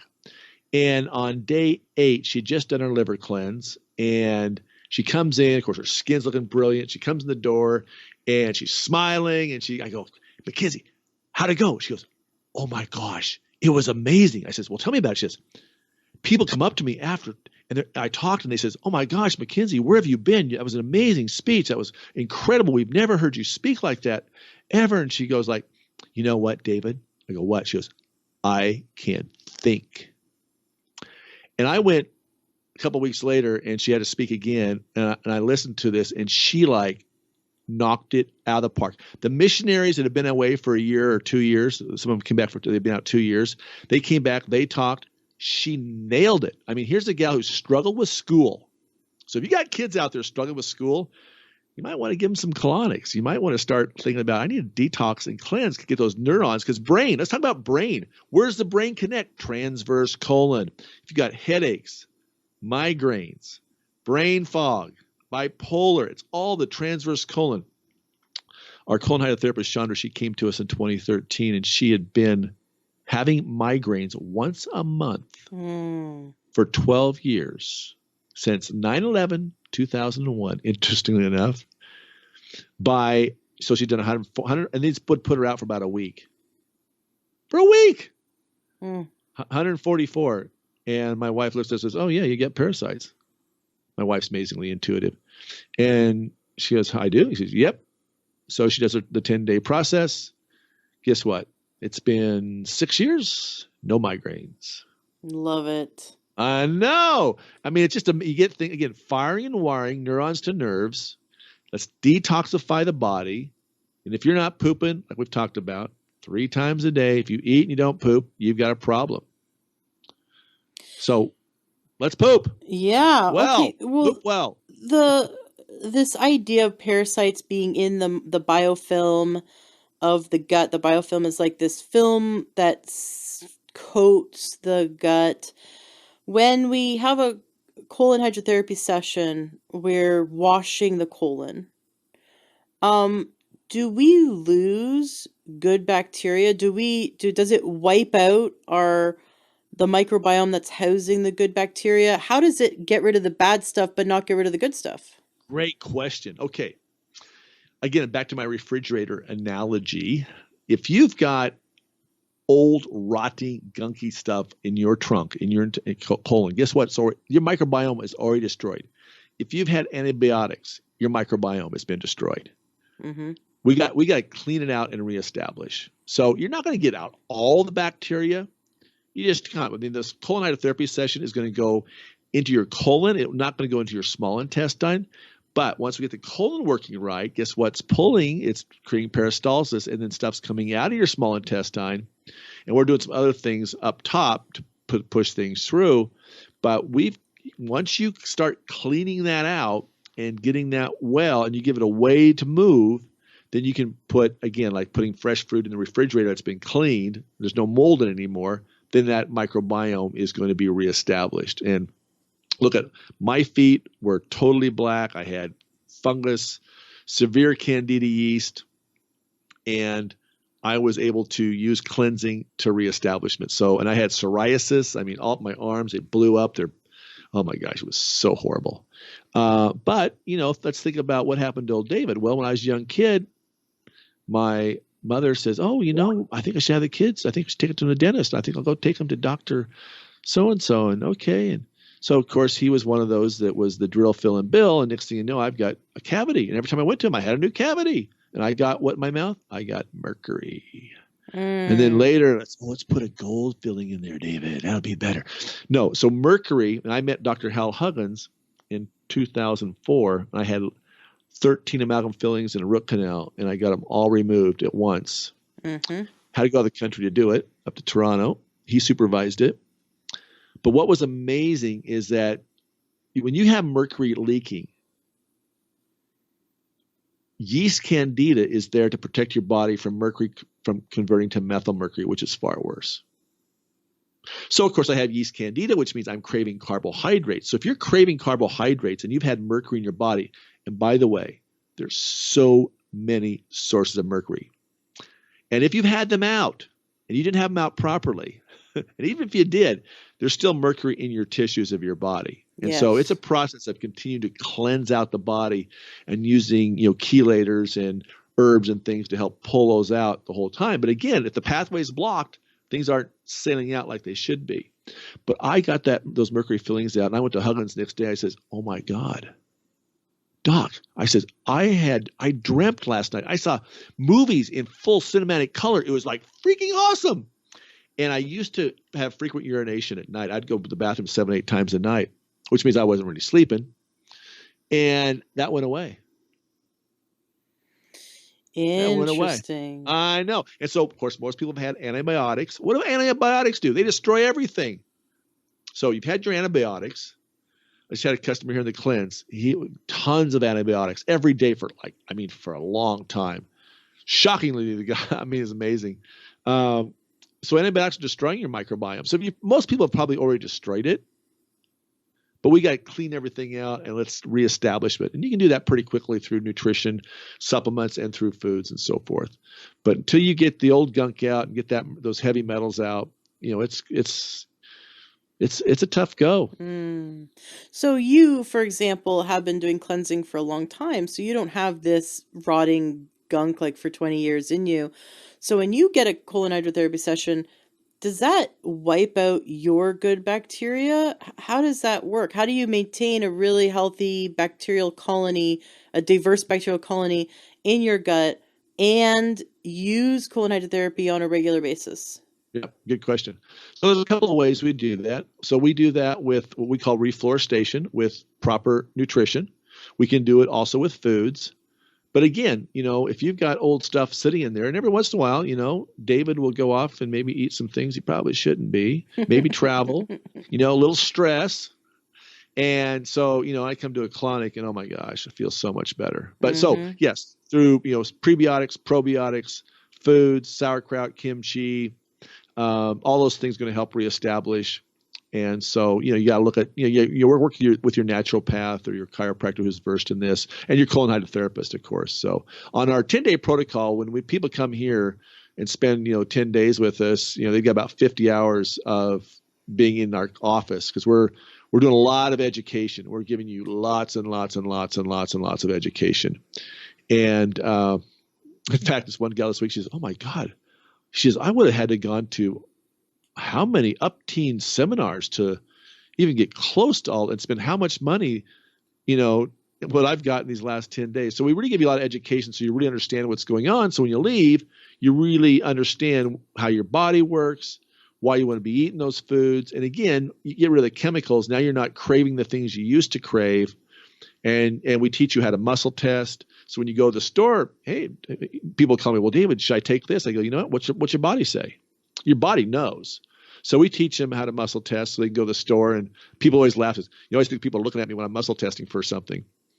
And but they do it. They'll pick up an apple or an orange, or they'll pick up some food in a box, and they go, "Does my body want this? Is this safe for my body?" And they go, like, "Oops, nope. Well, better not have that." I love it. It's so funny. Yeah, kinesiology is really interesting. There's this gluten-free market. I don't go there often, but once in a while my son wants something, processed that's gluten-free, and so we go there for certain. We'll pick up there's this vegan bread that's gluten-free or whatever. So once in a while a treat for him. And I was in there looking at some new stuff they had, and this woman was pouring over these different brands of bread, and she's like, I don't know, she goes, I normally don't eat bread, and I just really want to try one. I don't know which one's going to help me or which one's going to harm me. And I said, well, have your muscle tested? And the guy who works there looked at me like I had two heads. He was horrified. And I said, put your stuff, like he was just silently horrified. I could tell. But I somewhere along my life I gave up that embarrassment should bother me. It's just like, I'm going to be myself no matter what. I can't control other people or what they think of me. And so I'm just okay with that. If I'm not going to let embarrassment stop me from helping someone. And so she put her stuff down, and I showed her, I said, have you ever muscle tested? She had never heard of it before. I said, put your arm out. I did the experiment. It's like, think about something you really, really don't like, and just hold your arm, try to keep your arm up. And I just push on her arm, like with 4 ounces of pressure. She can't even keep her arm up. She was like, what? And I said, I just take 2 fingers and just push on her arm. I said, okay, now think about someone you love, think about love. And I pushed down on her arm as hard as I could, and she couldn't, it wouldn't budge. I couldn't move it. I said, okay, so now, close your eyes so you don't know which package I'm giving you. So your conscious mind can't interfere, and just hold it into your energy field, and then hold your arm up. And so just with 2 fingers, I'm just gently pushing on her arm, and we tested all 3, and there was clearly one was a very strong, she could keep her arm up. And I said, okay, this is the one. And she felt it. She could feel, and when she really got quiet and felt her energy and felt her body and felt the tension or the relaxation in her body when she held that item, she could feel that there was strength or that there was a weakness that would overtake her, depending on which package she was holding. And so she thanked me and got that package, and I thought that was really neat. That we can use this when we kind of come to a crossroads. Obviously, we should use our cognition, like read the label. Like that's my first step, is use my conscious recognition of ingredients. If I don't recognize, if an ingredient looks, suspicious, I don't need to eat that.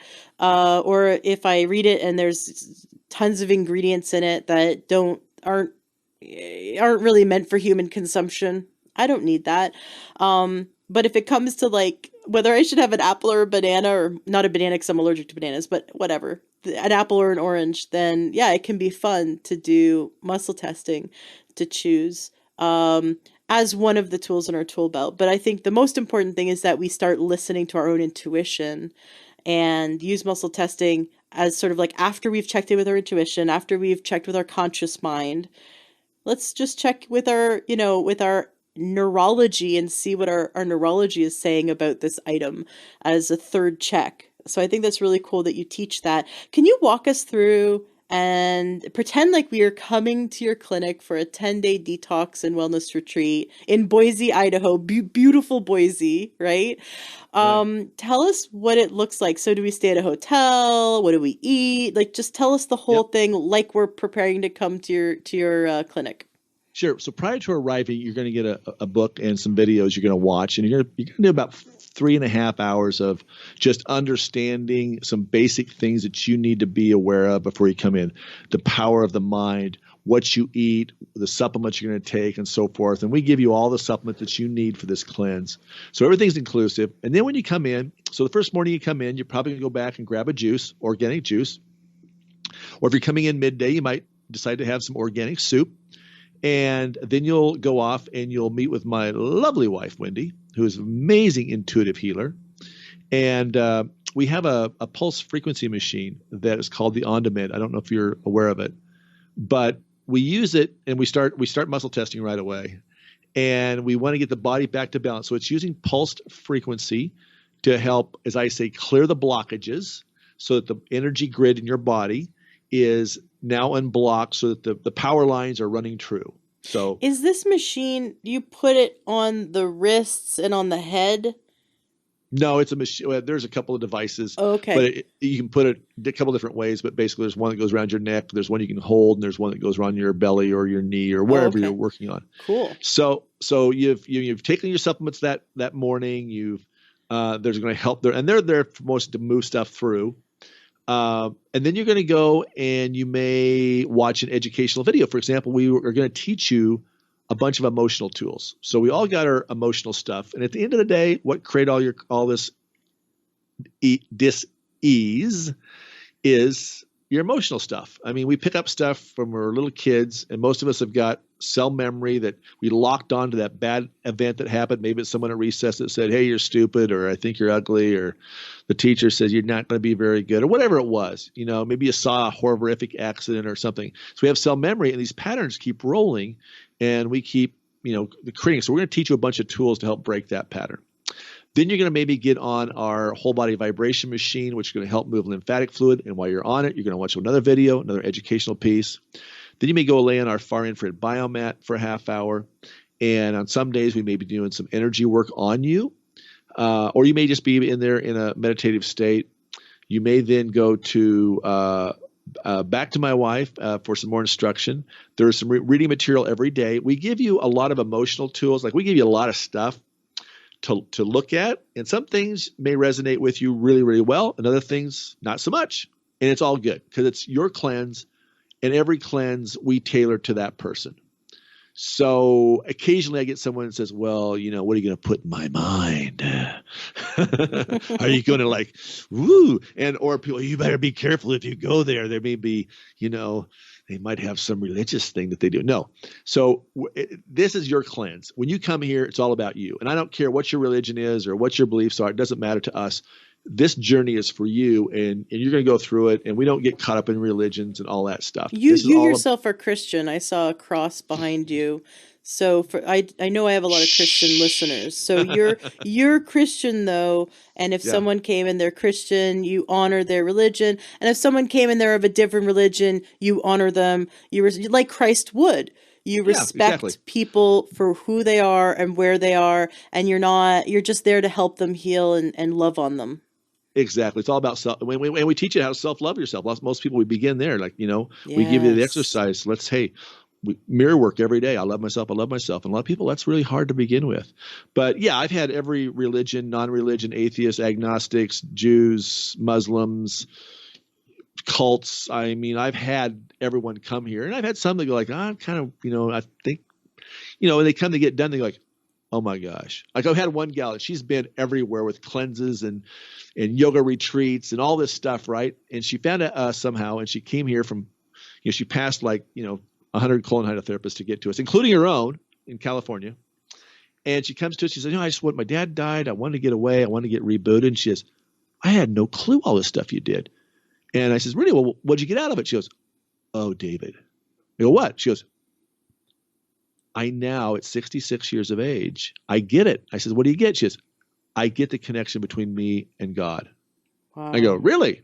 Now, we don't necessarily teach that, but just because of all the cleansing, getting rid of the parasites, getting that toxic load out of the body, and giving them we serve up all this information, right? And like I tell people, you're going to gravitate to whatever you need to gravitate to, and you're going to pull from that, and you're going to get what you need to get. And I'm not going to get in the way of that. You are going to pick that out. And I always tell people, when you come here, don't get overwhelmed because we give you a lot of stuff, but be like Nemo. Remember the movie Nemo? He had to get to Australia to find his dad, right? And he's out there, he's swimming so hard. And they go, hey, Nemo, get in the flow. And he goes, flow, yeah, get in this current, and it's going to be easy. So Nemo jumps in the current, and poof, easy path to Australia. So, and that's the way it is in our journey, is that, at the time when we're ready, the information you need. And like I say, we serve up a big buffet of information and tools. And I've had people sometimes like, no, that's not, I don't want to do that. I'm okay, don't do that. And other people are like, wow, this is awesome. I'm going to do this, this, this, and this. So it's a buffet table of those tools, emotional tools, and But it's interesting at the end of the day as we start, I mean, like this gal just said to David, I came here purely for a physical cleanse. I go, yeah, what'd you get? She goes, I've been doing emotional work for years and years. I go, yeah? She goes, I just did so much in 10 days. It's amazing. She couldn't even put it in words. So I hear that all the time. Again, it's not something we, dish up and say, hey, you're going to come here and cleanse emotionally, because some people kind of freak out and they get worried about that. But the reality is that it's if you're open to it, you're willing, and it may happen. And it's been pretty cool watching the happenings. The reason why I'm so excited about this is I get to watch these miracles happen.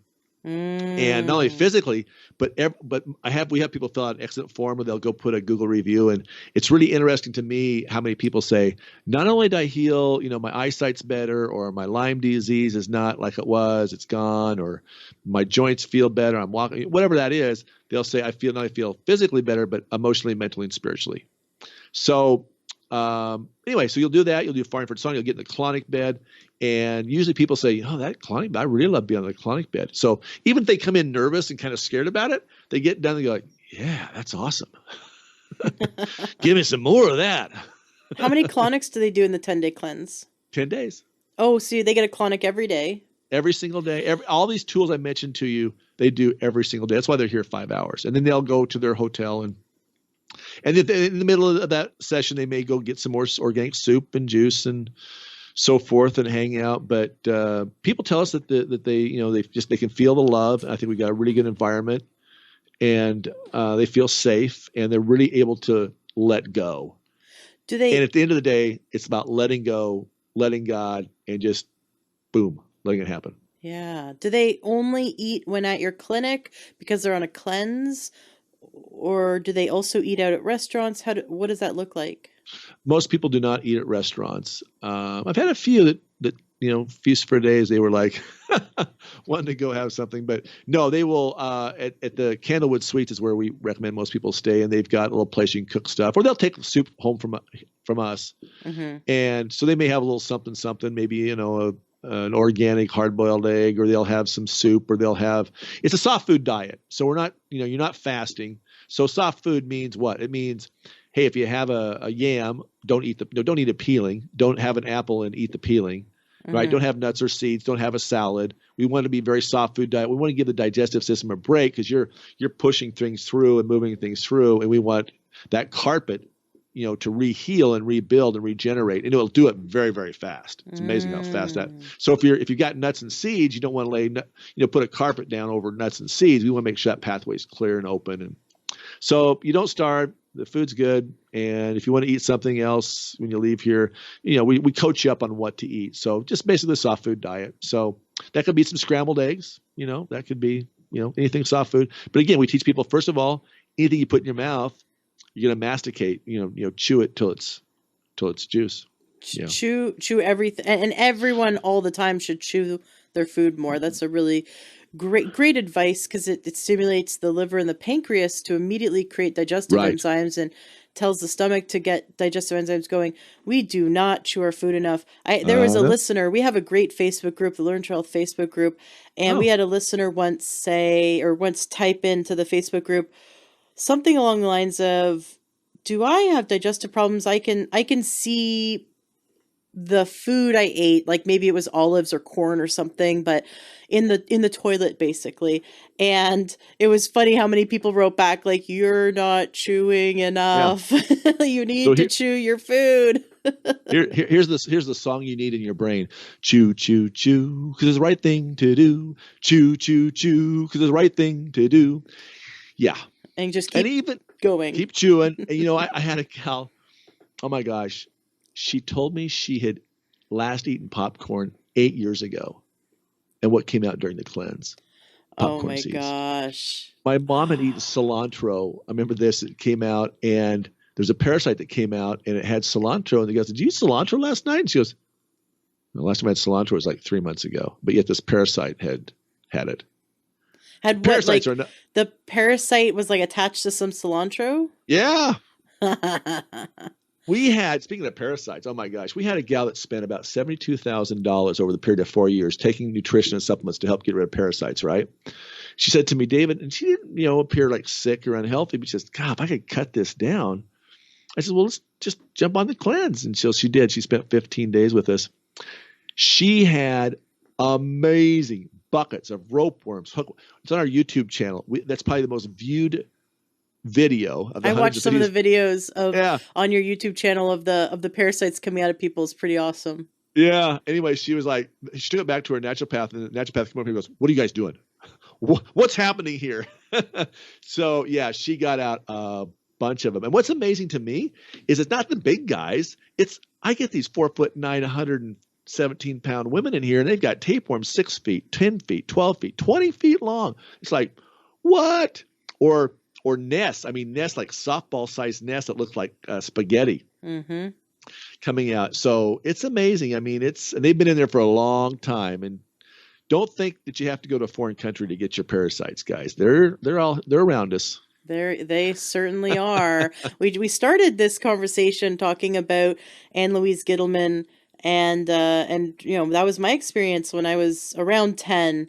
Our family got parasites, and we read her book, Guess What Came to Dinner? And right. It was just amazing to me that people assume that because we're in a first world country, we have really clean water and we have shoes on our feet, that we don't have any, that we're like we live in a sterile environment, and that we're sterile, and it's just not. It's not the case. The life is dirty, and we are animals. We have to get that we're equal to. We're on the same level as cows and monkeys. We are animals. We're animals, and so of course we're going to get parasites, because all animals get it, because that's just like how it works. But it's our job to deworm ourselves, and that's something that we knew as humans to do, and animals naturally do it. In the wild, they'll eat certain foods to help deworm themselves. They just know what to do, but we don't, because we've given up our power to the medical establishment, and we've handed over all of our thinking. All of our thinking over to this idea that we go to a doctor and the doctor just takes care of our body like a car mechanic.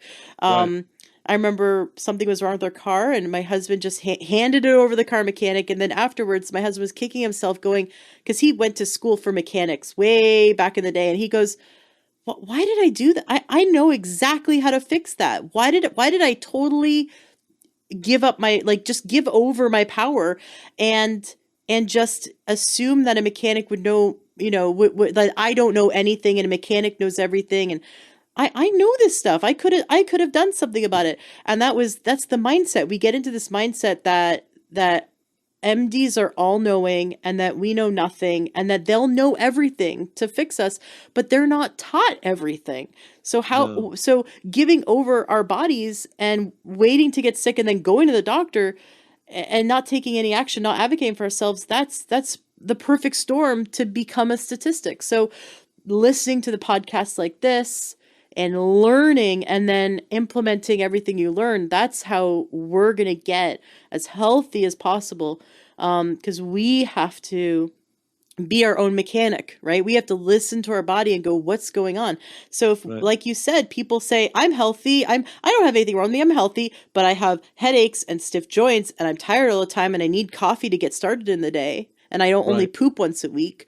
Well, that's not healthy. Any symptom means you're not healthy, and 70% of the adults in the United States are on at least one prescription medication, meaning at least 70% of the adult population in the United States is sick because they're so unhealthy. They need a medication. They've gotten to the point where their body is breaking down and is toxic. And a medication is fantastic and life-saving when we need it. Unfortunately, though, most people wait to get sick and not take the actions needed. So I love all the listeners here are turning their life around and learning from people like you, so they can be the salmon and swim upstream, go against the grain, and turn their life around and be an example of optimal health. Let's live like Jack LaLanne, and we can all live well into our 90s being physically fit. And I love that idea. You mentioned liver cleanse in your 10-day detox. What does a liver cleanse look like? Well, the way we do it, we start teaching it to you about day 4, and it's about a 3-day process that we have you go. So you're going to be taking some things, some supplements and some herbs and so forth. And then you're going to have a night where you go through a process where you're going to help clear out the liver. And you may see a bunch of bile stones come out. Usually most people do.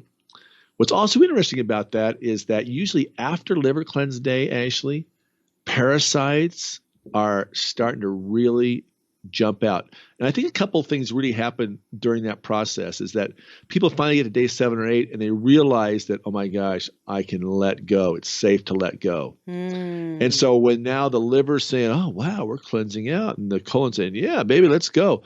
And really that's the next 3 or 4 days are on the cleanse. It's more than the previous 7 days. It's amazing. So we've really got to that point, even though we may say, yeah, well, why would I block letting go? Well, emotionally, remember your autonomic nervous system, the guy that's down there jacking you up because they're still wanting those chemicals to be coming, right? So that's gradually changing. And as you're, mentally, emotionally, and spiritually letting go, then more things let go. One of the other things we really are cognizant about is teaching how powerful we are and how we can use our own energy to heal. I mean, when I want people to leave here, I want them to be able to go back and understand that they can use their energy to help other people heal as well. I mean, we're all powerful beings. It's just not someone that's got the special gift. People tell me my hands are really hot, which they are. I can feel energy and I can help boost energy in people, but it's the person themselves that are doing it. And so we're teaching heart coherence. We're teaching the mind stuff. We're giving them experts, about what Bruce Lipton has taught us, and Greg Braden, and all these. And so we're giving all these, like I say, buffet table of stuff, so that people can really start putting the whole. Well, I spent 20 years fumbling around, reading all these books and going here and there. We're giving it to you, serving it up all at once, so that you can understand that. Oh my gosh! I mean, I can go home and lay my hands on my son, or for example, I had a gal that came in. This is the wart story, I call this. So she said, David, my son's got warts. I go, oh, kids are so easy. Get this. This is what's going to work. So go home and have your son do these affirmations at night before you go to bed, and just tell him, I love myself, I love myself, I love myself, I love myself. And let's see what happens in a few days. I did this with my son. My son had got warts, and he'd had warts for a couple of years. We tried all the stuff, natural stuff, unnatural. We tried everything. And finally one day we got the book from Louise Hay, right? And we pulled up what the cause was, and he started saying that affirmation. And 3 days later, he had warts, and he had one on his foot, and he's a very active boy.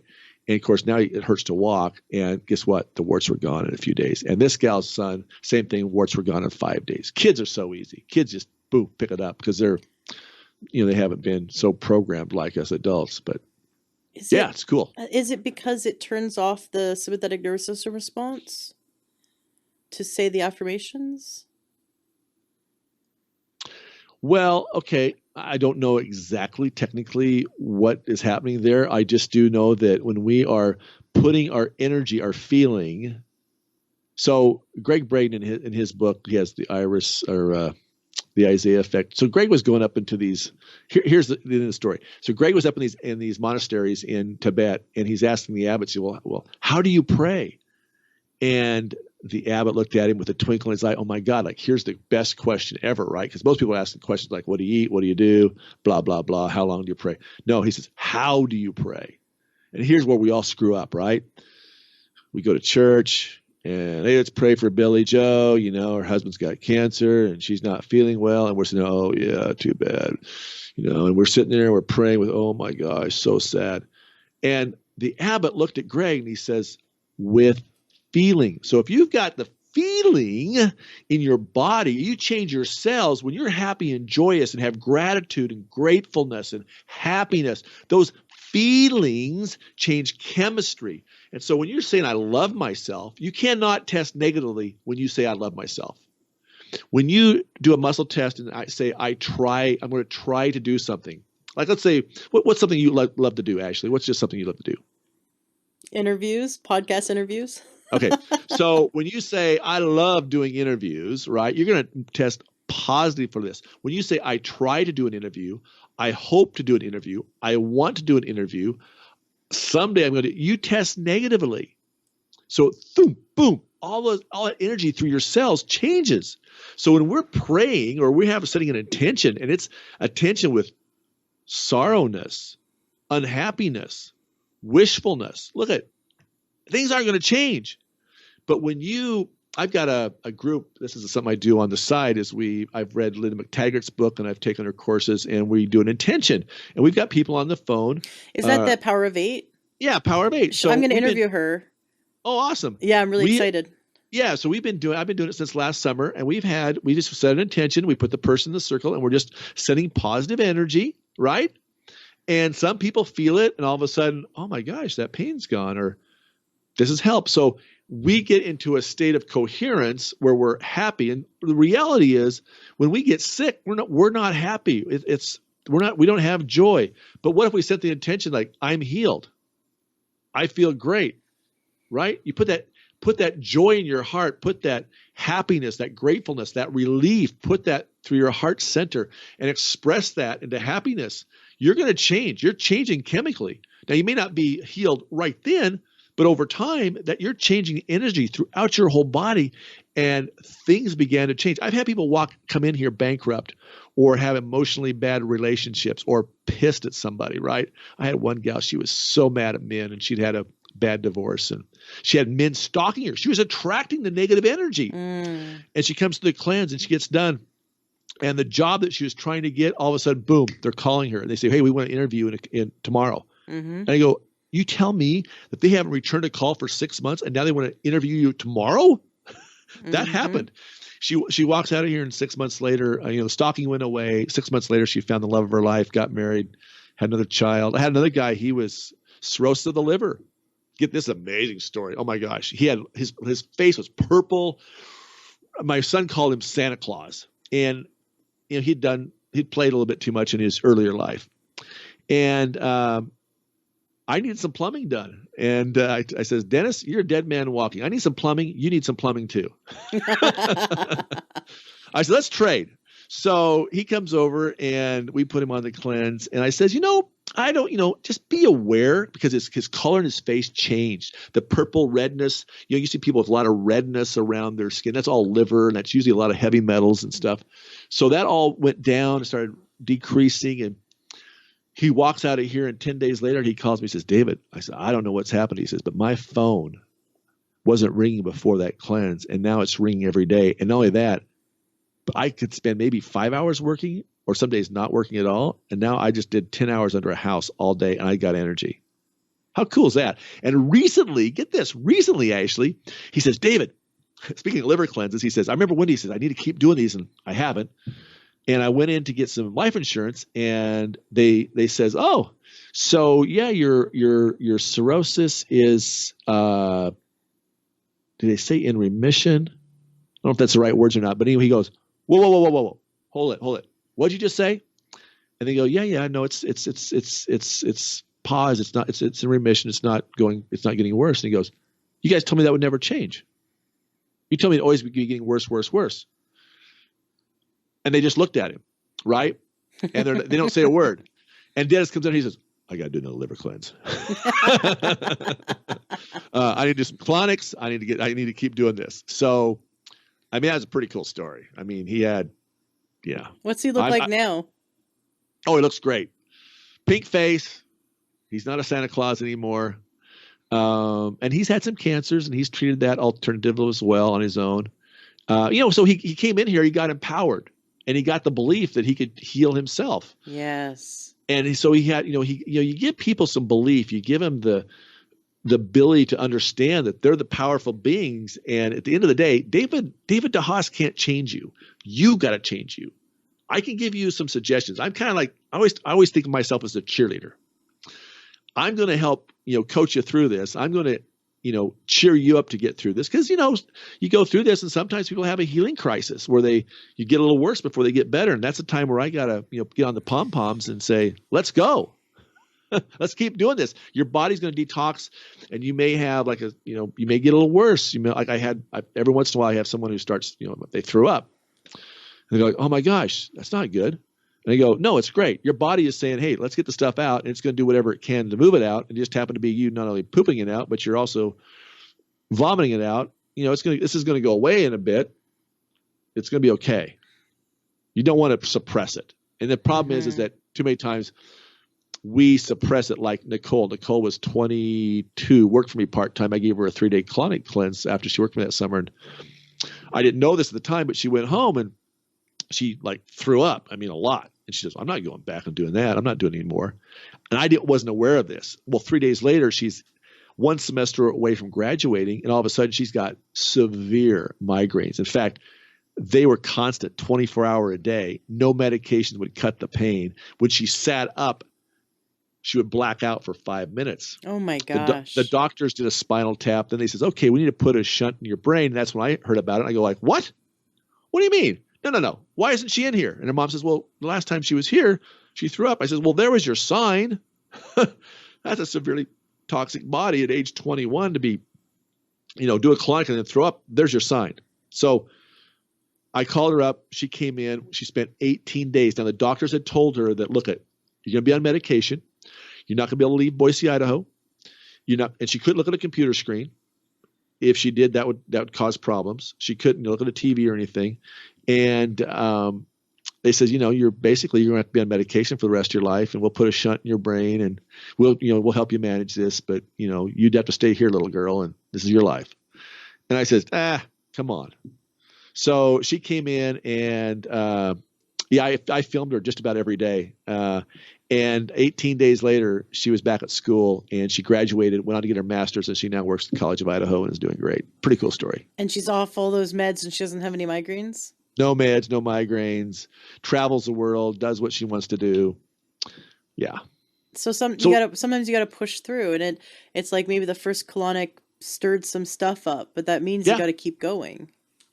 Yeah, you don't go into your refrigerator and go, oh God, it stinks, all that rotty food. You don't stop, right? You clean all of it out. A little dirty at first, right? Are there any contraindications? Like, when should someone not have a colonic? Yeah, there are. There's two types of colon hydrotherapy bed systems. There's open and closed. We use the open, gravity-fed, very gentle, small tube. The closed system is a tube about 5/8 in diameter. They're pressurizing the system. A lot more contraindications for them. The association puts out contraindications, and they got a list. But what I have found to be true over the years is that I can't remember all of them right now off the top of my head. But yeah, there are a few. I've got them they're on our intake form. But anyway, I'm drawing a blank right now. There's a list of them. But what I found to be true over the years is that, hemorrhoids, for example, are one of them. And I've had people tell me, I don't care. I'm plugged up. I need a colonic. And I mean, I've had pretty severe, but again, hemorrhoid, what's a hemorrhoid or a cyst or a tumor? It's just a place where your body put toxins.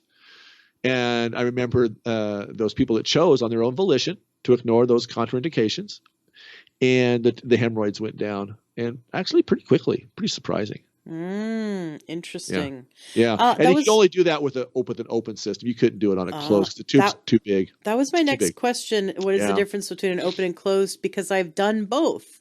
Right. And I enjoyed both for different reasons. Yeah. The closed system is, again, the therapist is in the room. For some people, that's a little uncomfortable having someone there watching you poop.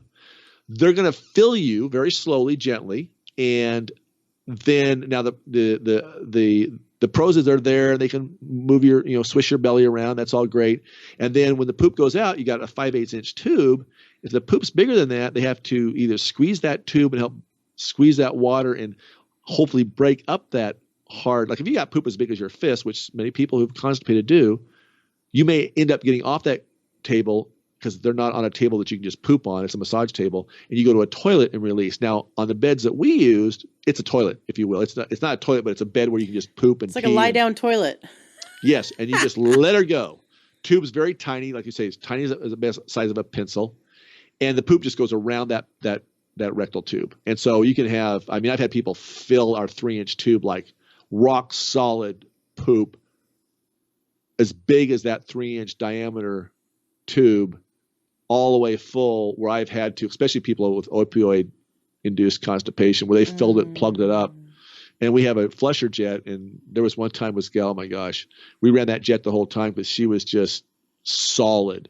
Now on a closed system, yeah, usually the closed system people, now they'll send them to me. So yeah, and then you're going to have constant release. So the beauty of that is, again, what do we want to do when we get peristalsis happening? So think of peristalsis as a squeezing of the colon. That's what helps move the poop. When the small intestine dumps into the large intestine on the right side or just above your hip, that's liquid. And then it's going to go up, move up. And so what moves that up is peristalsis, the squeezing action of the colon. And it goes up, moves across your transverse colon, and drops down and begins to dry out. So now the problem is that stuff can get stuck down there and it can get very constipated and get as big as 16 inches. And that's, that stuff's traveling through pretty slow. So when you're hydrating with colon hydrotherapy, that's going to help begin to dissolve that. And the cool thing about an open system is that if you just relax and let the water do its work, that colon's going to start taking directions and go, oh, I'm going to push now. I got enough water. I'm going to push automatically on your own. Whereas in the closed, you can't push back. You got to let the person turn it off, release it. You might have 3 releases. Where in an open system, it's just constant in and out. You're releasing all the time. You might have, 30, 40, 50 releases. So. Oh, very cool. Yeah. So it's fun. It's fun. It's relaxing. Most people they get done. They come in. Of course, they're nervous. Everyone is. I was too. And I get done. I said, well, how'd it go? And they go, oh, you know what? I feel lighter and refreshed. Mm-hmm. Yeah. And that's most. And now every once in a while I get someone that goes, oh my gosh, I don't, I've got nausea. I go, yep. So, and I tell people, look, if the next day, you're feeling nausea and you feel like you don't want to come in, you want to come back in because your body is saying, let's go. And there's just a lot of maybe heavy metals or whatever toxins that are moving past and your body's picking that up. And that's why you don't feel good. Don't wait. Let's get back on the bed and let's keep cleaning it out. And that will pass faster than if you keep it in. Yeah, there was one of the videos on your YouTube channel where a guy kept coming in. He wasn't feeling good at the beginning, then he kept coming in and he passed the microbiome. The entire microfilm, the biofilm. Biofilm was this leathery, thick mucus that was coating his colon, and it released, it came out, and then he felt so much better. And I've heard that from many people who either do water only fasting or juice fasts or colon, a series of colon hydrotherapy sessions. When they pass the body finally lets go and releases the biofilm. They were feeling really sick before, and then they pass it and they feel amazing afterwards. And I've also heard that from people who are on, like Dr. Jay Davidson, who I've had on the show, his parasite cleanse. So it's like when you release it though, when it leaves your body, because it's so diseased and it's housing the parasites that are giving off all these toxins on their own. Right. Right. And so when you release it, you feel so much better. Can you tell us a bit about this, the biofilm and releasing it using colon hydrotherapy? Yeah. So, colon hydrotherapy is hydrating. And what we like to also have you be using is some bentonite and psyllium at the same time to help kind of stimulate that, that action to get things moving through. But think about this. Again, I always like to go back to the refrigerator analogy. You've got this stuff that's been trapped in there and things are passing very slowly through your system. And like you say, you've got parasites in there, you may have heavy metals, you have all this gunk. And so as that's going to come off and you're going to reestablish, as I call it, the new carpet, now you're going to be able to absorb the micronutrients into your bloodstream. Because remember, at the end of the day, we got to get stuff into the blood to get to the cells, right? You got 50 trillion cells. So we got to get that nutrition there. And so again, you gotta let that old stuff go, and it builds up over time. I haven't got a good analogy right now to use, but the other thing that people need to understand, here's where people get kind of weirded out too. Diarrhea. People are having constant diarrhea, or they'll have a lot of diarrhea, or they'll go from diarrhea to rabbit pellets. What's diarrhea?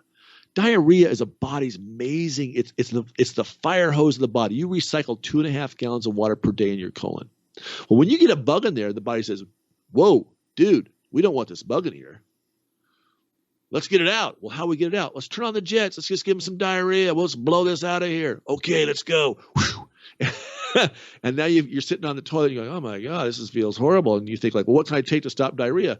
No, you should probably come in and do a colonic, enhance that action, clear out that bug, whatever was in there, and change it. So that's usually a severe microbiome dysfunction. And you probably got to eat a lot of yeast candida with it. Everything's out of balance. Look, we got to clean it up, reestablish. And the sooner you get all that toxicity out of there, the faster that will heal and repair. And then again, back to your micronutrients, back to the foods you're eating and getting that restored. And, the body's amazing. I look back at Dr. Jensen and the work that he did, and I've met some of his of the sons and daughters of the parents that he helped heal. I mean, people that were, and we've seen him here at Living Waters as well. I mean, I had a guy come in, just to give you an example, severely constipated, in and out of the hospital, on meds, of course, for 6 months. And when you're on meds, okay, again, the brain connections transverse colon. How do we cut pain? Okay, we gotta cut those signals. So now your colon's not working when you're on these pain meds. So we get constipated. And I experienced that with my wife. My wife fell and broke a bunch of bones. She was in the hospital 24 days. And, we're like, geez, we wish we had a colon hydrotherapy bed down here. But he comes in and he had severe fatty liver. He had a shunt put in his bile duct, but he's plugged up. So, and he couldn't walk. And he wasn't very cognitive either. We had to lift him to put him on the colonic bed. We did that. We did 3 colonics. He said, I'm going to do your 10-day thing. I said, okay. I says, and his wish was to get home for Christmas, which is 5 hours north of us. And no way he could be in a car at that time for 5 hours. And anyway, so he kept, in 5 days, he was actually walking with a walker. Next thing you know, he's able to get up on his own. We don't have to lift him. His skin color changed from gray to pink. On the last day, I filmed him. On the last day, he gets up and sits down on his own, unaided. But he had 2. Of all the people I've seen, he had 2 feet in the grave. And I looked at him. I says, well, as I see it, you're either going to live. You're either going to live or you're going to die. You're definitely closer to dying right now. It's your choice. What do you want to do here? And of course, he's severely backed up. He said, well, I can't poop. Yeah, let's go. So they jumped on the cleanse and went forward, and it's pretty cool. So how is he doing now? He lived to another year, and he actually got so he could walk unaided. I don't think he would have made Christmas that year, but he got another year of life. He had some other heart issues going on, and I sent him home with instructions and so forth. So, they were pretty happy with what happened. But, again, probably a little too late, coming to us. But hey, he got another year. Yeah, he got to go home for Christmas, which was his He got to go home wish. for Christmas. He got to see his kids. He got to resolve some things that emotionally he needed to resolve, which was pretty doggone cool. There were some things that he was hanging on to take care of, and he met us, and we he bought that time basically. I've had Parkinson's people come in and drag on their feet, and then we're learning more now. I mean, we've learned so much about the microbiome in the gut in the last 10 years, and there are now tons of evidence about how Parkinson's is definitely a gut issue. And I remember, oh my gosh, this one guy comes in first day. And again, what caused it? Well, David, back in the 50s, I was putting my arms up, in DDT up to my elbows, and I was growing these root crops. And so he had a lot of chemical toxicity, right? DDT. And to get up out of a chair, someone had to pull him up. He'd shuffle. He stayed with his daughter here in Boise, and he says, David, the first night, it took me a half hour to get up those stairs, 13 steps. He says in 4 days, 3 or 4 days, I think it was, he says, I went up and down like I should, normal person. On the 5th day here, again, I always had to lift him up off the colonic bed, pull him up off of the massage table. 5th day, he sits up on his own, flips his round, and stands up, and I go like, dang. He got, now this is so interesting. Human behavior, it's so funny. Great guy, awesome guy. I mean, very wealthy, hands in lots of businesses in his late 70s. And he had this big real estate project going on. And he says, David, I got to break away from her for a few days. I just got to go do this. I got to take care of this transaction. It's a $4 million transaction. I says, well, I think it'll wait, a few more days. But I'm feeling really good though. So he got driven here by someone else. Shuffles in. He goes out there, hops in his truck. He says, I'll be back. I promise I'll be back. Hops in his truck, takes off. And I look at him like, amazing. So anyway, you can't get everyone. I mean, you can only coach people so far, but I said, oh, hey, this has been awesome, dude. This has been really great. I really appreciate everything. I have to go take care of this. I mean, he's in his late 70s. The guy's probably worth millions, right? I think did he come back? He did not come back. That's so funny. So he was just hobbling. He was hobbling in. Oh my gosh. And then you just got him to the point where he was healthy enough so he could go out and work again. And then he's like, okay, I'm good. Right. And of course, what happens to us human beings, we've all did this. I did this, right? Oh, well, I'll do it tomorrow. I'm not that bad. I mean, okay, I'm tired. I'm fatigued. I can just kind of push through this. Yeah, it hurts in the morning when I wake up, but maybe tomorrow, right? We all, us human beings, we're crazy, most of the time. We think, oh, well, we should take care of this first. We don't care. We don't really look in the mirror and say, hey, look, I need to be selfish and take care of me first. Especially moms. Moms will take care of everybody first, even when they're sick and they can barely move. And that's just human nature. And, but, my goal as a cheerleader is to, get people to take, hey, self-love, be selfish. It's okay. Take care of you first, because especially you moms, look if you're not well, no one else is going to be happy. Take care of you. On the airplane, they say, look parents, put your oxygen mask on first before you apply it to your children. Okay? Take care of yourself first. You're going to have a happier household. When mamas are well and dads are well, you know what? Everything else is going to be a lot happier. But it's just human nature. I see it all the time. And you know what? I do the best to, and again, from where he was 1,000% better. So I can't blame him. I mean, he was like, this is great. And I don't need to be any better is what he's thinking, right? And I'll get back to it. And of course, you got, for him, he had I don't know how many, several businesses. And so he's taking care of this and this and this. And yeah. Not taking care of himself. That's a really good lesson, because we get to this point, even with injuries or with getting over a cold, the second you feel better, you overexert yourself and then you feel worse again. As I've had so many times where people come to me, I get them on a really healing protocol, supplements, get them on a really great protocol, and they're doing amazing. The first week they feel like $1 million, and then they come to me sometime the second week and they're like, oh, I'm in so much pain. And this has happened so many times. I know exactly why. And I say, well, tell me what you did this week. What activities did you do? Well, I ran through the yard playing with my grandchildren, and I went for a walk with the ladies, and I gardened, and they start listing off all these things. And I'm like, and before you started working with me, what was your activity level like? Well, I sat all day and I watched TV. Yeah. And it's the second people feel good, they just, when the pain is gone, we totally overexert ourselves.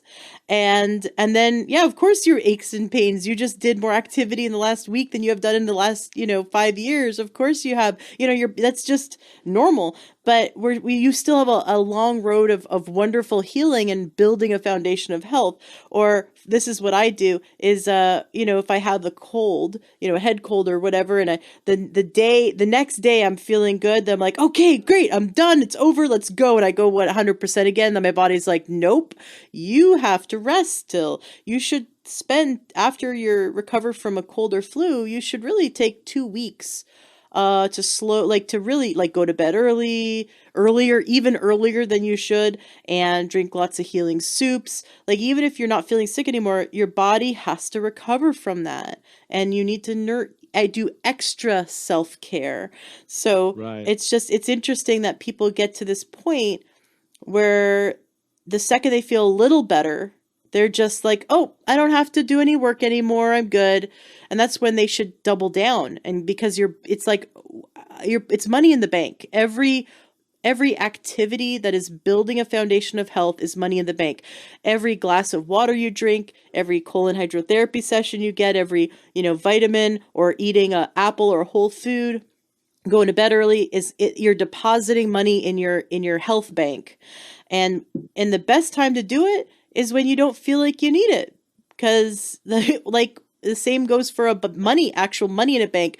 When you need money and you haven't been depositing any in your bank account, that's when you need it the most. But when you should have been doing it the most was when you didn't need that money and you just put it away, tuck it away in the bank account. So when we don't have ill health is when we should be building our health to prevent it, to prevent illness. But we can really clearly see that when we spend time every day doing emotional self-care, mental self-care, spiritual self-care, physical self-care, energetic self-care, when we spend the time, carve out time for ourselves, that we will see for years to come the positive ramifications of that.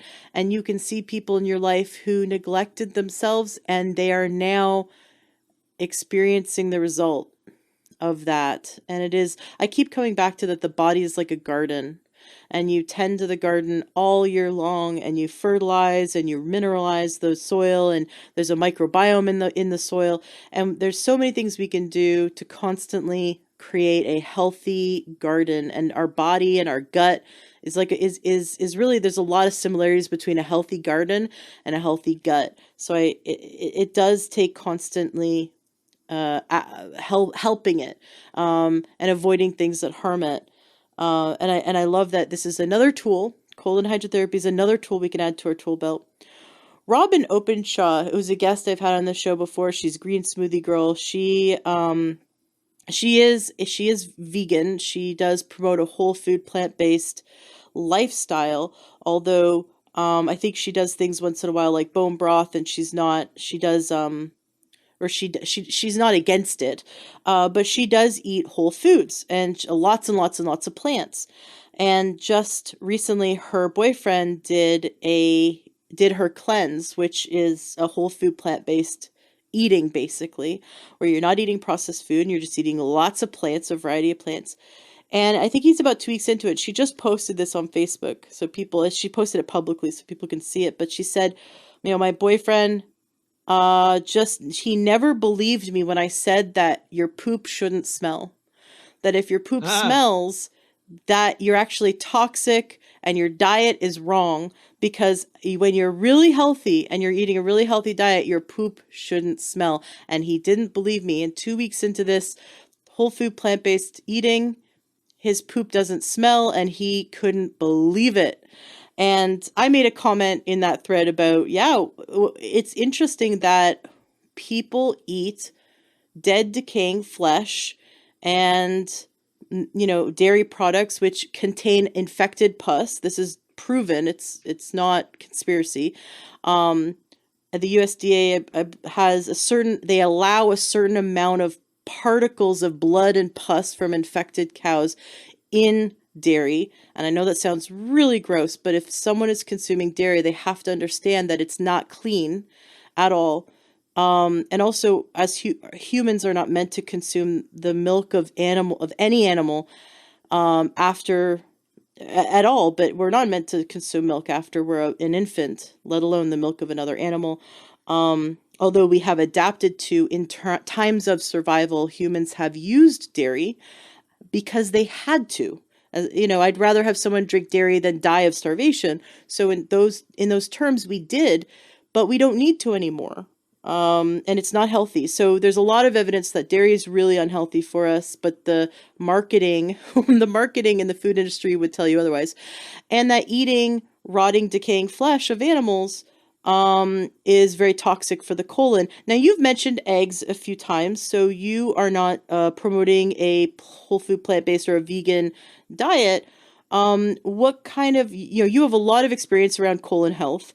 What kind Right. of a diet do you see is the most healing and healthy for the gut?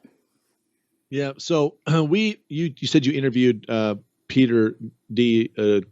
Eat Right for Your Blood Type. Did Oh, Danny I and I? haven't interviewed him. He was my naturopath growing up. And So yeah, so he wrote the he, book, right. yeah, Eat Right for Your Blood Type. Yes. So we have found that, we typically ask people what their blood type is, and we have found that to be pretty much true. Every once in a while, I get an A. If you're type A, that usually means you should be plant based. Dr. Huggins was pretty big. He was a guy that did a lot of studying. He inherited all of Dr. Weston Price's research and did a lot of studies on his own. And he was pretty big on eating what's right for your blood type. And he says, if you're type O, you need a lot of protein. He says, you need to get it from a hoof.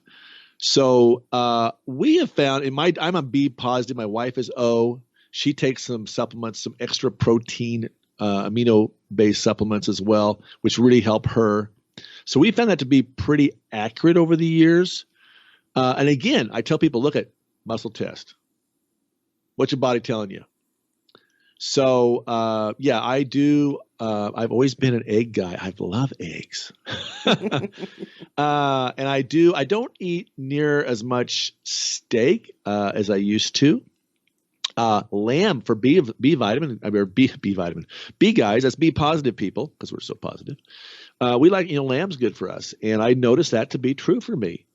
So I always say, people, again, at the end of the day, let's clear out your body. Let's see what you're testing for, and go with that, and understand your body knows, and once you understand how to do this, you can choose, and that will serve you.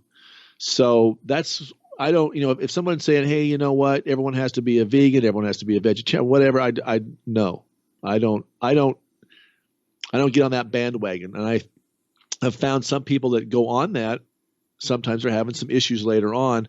But again, you know what, you do you. Muscle test, understand what you need, and I think you'll be okay. Yeah, I always thought, because I was O blood type and I was raised to just like almost only eat meat and like vegetables are a garnish. Uh, when I did so much to correct my health, and it, like, I just couldn't get over the hump.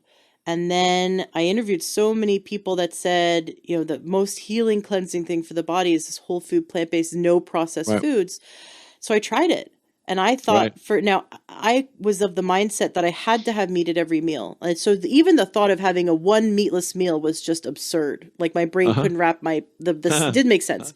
I hear you. But I tried. I did a 21-day challenge, 21-day cleanse, where I ate lots of salad, steamed vegetables, 2 pounds of steamed vegetables a day, lots of starchy vegetables, and also non-starch vegetables, brown rice, tons of legumes, nuts and seeds, basically lentils, beans, peas, so all plant-based protein. I was getting Right.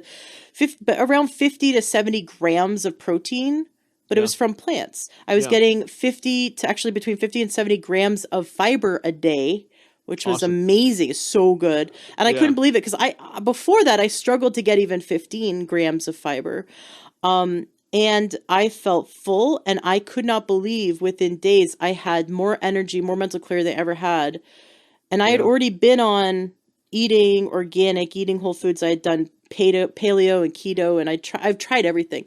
But this for me has been like revolutionary, and I don't have cravings anymore. I don't have the feeling of being weak, like I used to feel weak if I didn't eat meat. I don't get that. And I just thought Yeah. that was really neat, that this is it's actually, I feel very strong in my core. So even if someone were to just eat more vegetables, or more, like, just get a variety of legumes Oh, and yeah. nuts and seeds, and, just eat more plants, and learn how to cook. That's why I started this membership called Learn Your Health Home Kitchen, was to teach people how to eat more plants. So Oh, awesome. I'm not saying some people don't want to cut out meat, but eating more plants is healthier and is Right. healing. So do you find that you help people to eat more plants because people just are not eating enough fiber? Like, what kind of diet changes do you help people that 100% of the population that you see helps 100% of the population? Yeah. So again, I go back to when we're here, we're teaching them lots and lots of things. So, like for example, you mentioned eating lots of beans. You can't. My wife, beans. She can't touch beans at all. So she stays away from those. So again, I talk to people about, okay, let's definitely, fruits, vegetables. Some people, I've got people here in Boise that advocate for being a fruitarian, and that doesn't resonate for a lot of clients, especially if you've got heavy metals and you've got yeast candida and you're doing a lot of fruits. And so some people go, oh, fruits, yeah. So you're going to have more sugars, and that's probably not going to serve you well. So there's a balance, and I think that people need to. That's why I always have them start out with, if you want, here's some education. Eat right for your type. Look at that. See what resonates. Let's start muscle testing yourself. See what you are resonating with. And then I think that is something people need to become empowered and begin to figure out what is best for them. But again, I always start, first of all, organic only. You gotta have organic. You can't eat the non-food. Well, you can, but you're gonna be sick.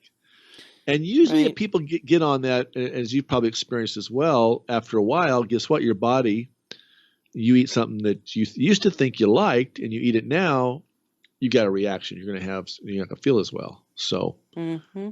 yeah, but definitely, hey, God gave us fruits and vegetables. And I think that's why I like Thai food so much. I like a little spiciness to it, right?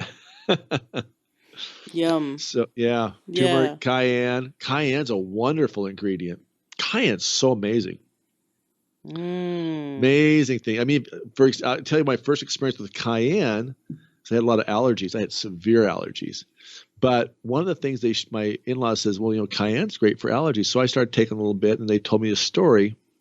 And I didn't really believe him because he told me the story of my father-in-law was out logging one part in his life, and he chainsaw bucked and hit him in the cheek. He's 3 hours from a hospital. So he had a whole bag of cayenne because his mother drank cayenne pepper every morning. Oh. Every single morning she'd have some cayenne in water, and she lived all natural until 105. Nice. So he takes the cayenne, puts it in that wound, and butterfly bandages it and goes back to work. And no scar. Wow. And my brother-in-law says, yeah, David, no, he says, and it was bad. And he was telling me, chainsaw bucks and hits you in the face. It's not going to be pretty. No scar. I go, okay, yeah, sure. He says, yeah, and I got in this car accident and it cut my hand here and I put cayenne in it and butterfly bandage. I didn't have stitches. Yeah, sure. And so one day I'm out, this is back in the 80s, and I had the old mobile phones where you had the big box in the trunk and a phone handle up front, and I'm taking it out. And I raised up and I hit my head on the edge of the car lid, and I got blood spurting everywhere. My in-laws were there, so I walked in, and of course, blood's everywhere. And should we go to the hospital? And I says, well, hold it. What the hell? Let's try this cayenne thing. Let's just cut this back and throw some cayenne in there. And it was bleeding pretty good. So we did it. We put cayenne in it, cut my hair back, and put a butterfly bandage over it. And I don't know, for some reason, about a week later, I was at a doctor's office, and he goes, what'd you do to your head? I said, I cracked it open. And he goes, wow. And I go, yeah. I said, how's it look? And he goes, looks really good. I says, yeah, all I did is I put cayenne pepper in it and put a butterfly bandage in it. He goes, well, that didn't do anything. I says, well, you're looking at it. You're telling me it looks great. I said, dude, I had blood everywhere. That's so funny. Anyway, that's that was just, part of the learning experience that I had. And anyway, I don't know how we got off on cayenne pepper, but great thing to add to your food. I just had another great guy in here who's very well known for, speaking of soils, he runs some garden centers here in the area, and he was telling me some of his cayenne stories. Pretty interesting. stories. But yeah, cayenne's awesome. Everyone have a little cayenne. Back in the day when I used to get sick, I don't get sick anymore, but I get really sick. If I ever got a sore throat, I would take some cayenne, put it in some water or juice, and I would juggle it down. Of course, you can feel the heat against your throat. But I did that every 2 hours with vitamin C in between, another product called Immune Formula, which has echinacea, golden seal, and some other products in it. And I kind of alternate every 2 hours. And cayenne just cut that pain in the throat. I'd heal that day. Yeah, my mom taught me fresh lemon juice, hot water, cayenne, and some maple syrup or honey. And we would drink that all day long if we had a sore throat or if we were coming down with a cold, and then it would just blow itself right out. She was too kind to you, giving you the honey. Just take her straight. Well, I was a kid. You had to figure out how to get it in me. But the cayenne, and between the cayenne, I think we also put ginger in it. That's right. We put ginger in it, and the lemon juice for the vitamin C, and the ginger for the tummy, and then the cayenne for the throat, and then the honey because I'm a kid. And that was the home remedy. Absolutely. Well, that's going to help move out that mucus too. So if you got some mucus, that will help it. The other thing too, I had a guy come in with pneumonia. In fact, his daughter was on the 10-day cleanse, and she was having this amazing changes. And she says, "Yeah, my dad went to the hospital last night." I go, "What for?" She says, "Well, he's got pneumonia." I said, "Well, why is he in here?" He had never done colonics yet, right? So he sends his daughter, but he hasn't come in. I go, "Tell him to get down here." So he comes down, and he comes in, and after the first colonic, he said to me next day, he said, "David, I have not slept through the night in years. I slept like a baby. I can't believe how much better I feel." I says, "You've only done one day." He goes, "I know. What's going to happen today?" I says, "Well, it's going to get better." So yeah, he did. I think 3 or 4 colonics in a row, and his eyes got clearer and all that. But yeah, getting that mucus out, getting that gunk out of the trunk, but again, what you're doing, the cayenne and the lemon juice, another great thing to help move that out. So we also use ginger here and lemon and on the cleanse as well. Good stuff. Fun. Awesome. Do you add anything to the water when they're doing colonics? Like at the end, I've been to places where the last sort of water flow into the colon contains probiotics. Did you do anything like that where you add stuff to the water? Yeah, so we don't generally add stuff to the water, but we do add some stuff that you can, and again, we muscle test to see what exactly you need. So again, giving your body the ability to drink that from the hinder parts is a cool thing. Awesome. Is there anything that we didn't cover today that you just really want to make sure that we cover? If people really want to do a deep dive, I did a webinar that goes into a deep dive on how the colon works. I even bring on Dr. Kenita Holmes, and she talks about what's going on in the gut. And that's at healingtheincurables.com. Healingtheincurables.com. So people could go watch that and really get an education on colon hydrotherapy and how the gut works and how all those nerves, I have pictures on there of how the nerves connect to the gut. And I go into a whole, it's very layman terms so people can understand it. I think everyone from first grade up should probably watch that webinar just to understand. Oh, cool. So we homeschool our 4-year-old, so he's about to be 5. So he's already doing first grade level stuff. So we'll watch it together because he's really interested in anatomy and he likes to draw and color the body, like the anatomy of the body. Awesome. So yeah, neat. And I know we have a lot of parents that listen to the podcast with their children, actually. Awesome. Like that's why we keep it a clean show with no swearing and, friendly for the whole family. And some topics though, when it comes to like some kind of health things maybe should be PG-13. But other than that, it's a safe podcast to listen to for the whole family. So your webinar, healingtheincurable.com. Is it incurable? Incurables with an S. Healingtheincurables.com. Okay. And I teach a thing called the 4 Natural Laws of Healing. Thank you, Dr. V.E. Irons, for that. So, and Dr. Bernard Jensen. So yeah, there's a lot of good stuff in that. And of course, we got stuff on our website as well at livingwaterscleanse.com. So a lot of good. In fact, we have a video on there on how a colonic is done. So if you go to livingwaterscleanse.com, you'll actually see my wife show you how a colonic is done. Yeah, I've watched that video. Yeah, I've watched 10 minutes long. Yeah, a lot of your videos. They're fun. Just like go watch the videos and see the testimonials and see the stuff that comes out of people. Cause that's like, you're like crazy. That's so crazy. And then you really want, that stuff to come out of you too. So Right. it's, I know my listeners are really into parasite cleanses, or at least I am. So, and then the ones that are interested, they talk in the Facebook group about it. And so, yeah, if you think you've got Yeah. parasites, if you've Yep. never done a parasite cleanse and you're an adult, you have parasites. That's And basically what it and is. parasites don't like the warm water. They don't like that. Mm. They hate it. But that's what really helps, all the herbs and all that stuff, and using zappers and pulse frequency and all that's great. But we had people have done all that over the years. They come here and they add the water by doing the colonics. Those guys can only hang on so long. It's like a tidal wave. It just pulls them out. Whoosh. Yes. Nice. Yeah. Awesome. Yeah. David, thank you so much for coming on the show today and sharing all this great information. It's been wonderful. livingwaterscleanse.com is your website. Of course, the links to everything that David does is going to be in the show notes of today's podcast at learntruehealth.com. Is there a final message that you'd like to leave listeners with to wrap up today's interview? Oh, final message. Well, I think the important thing is you need to poop like a boss. And if you're sick, get a colonic. Come on. Guys, it's really simple, really easy. It's going to cut your sick care costs, and it's going to improve your well-being.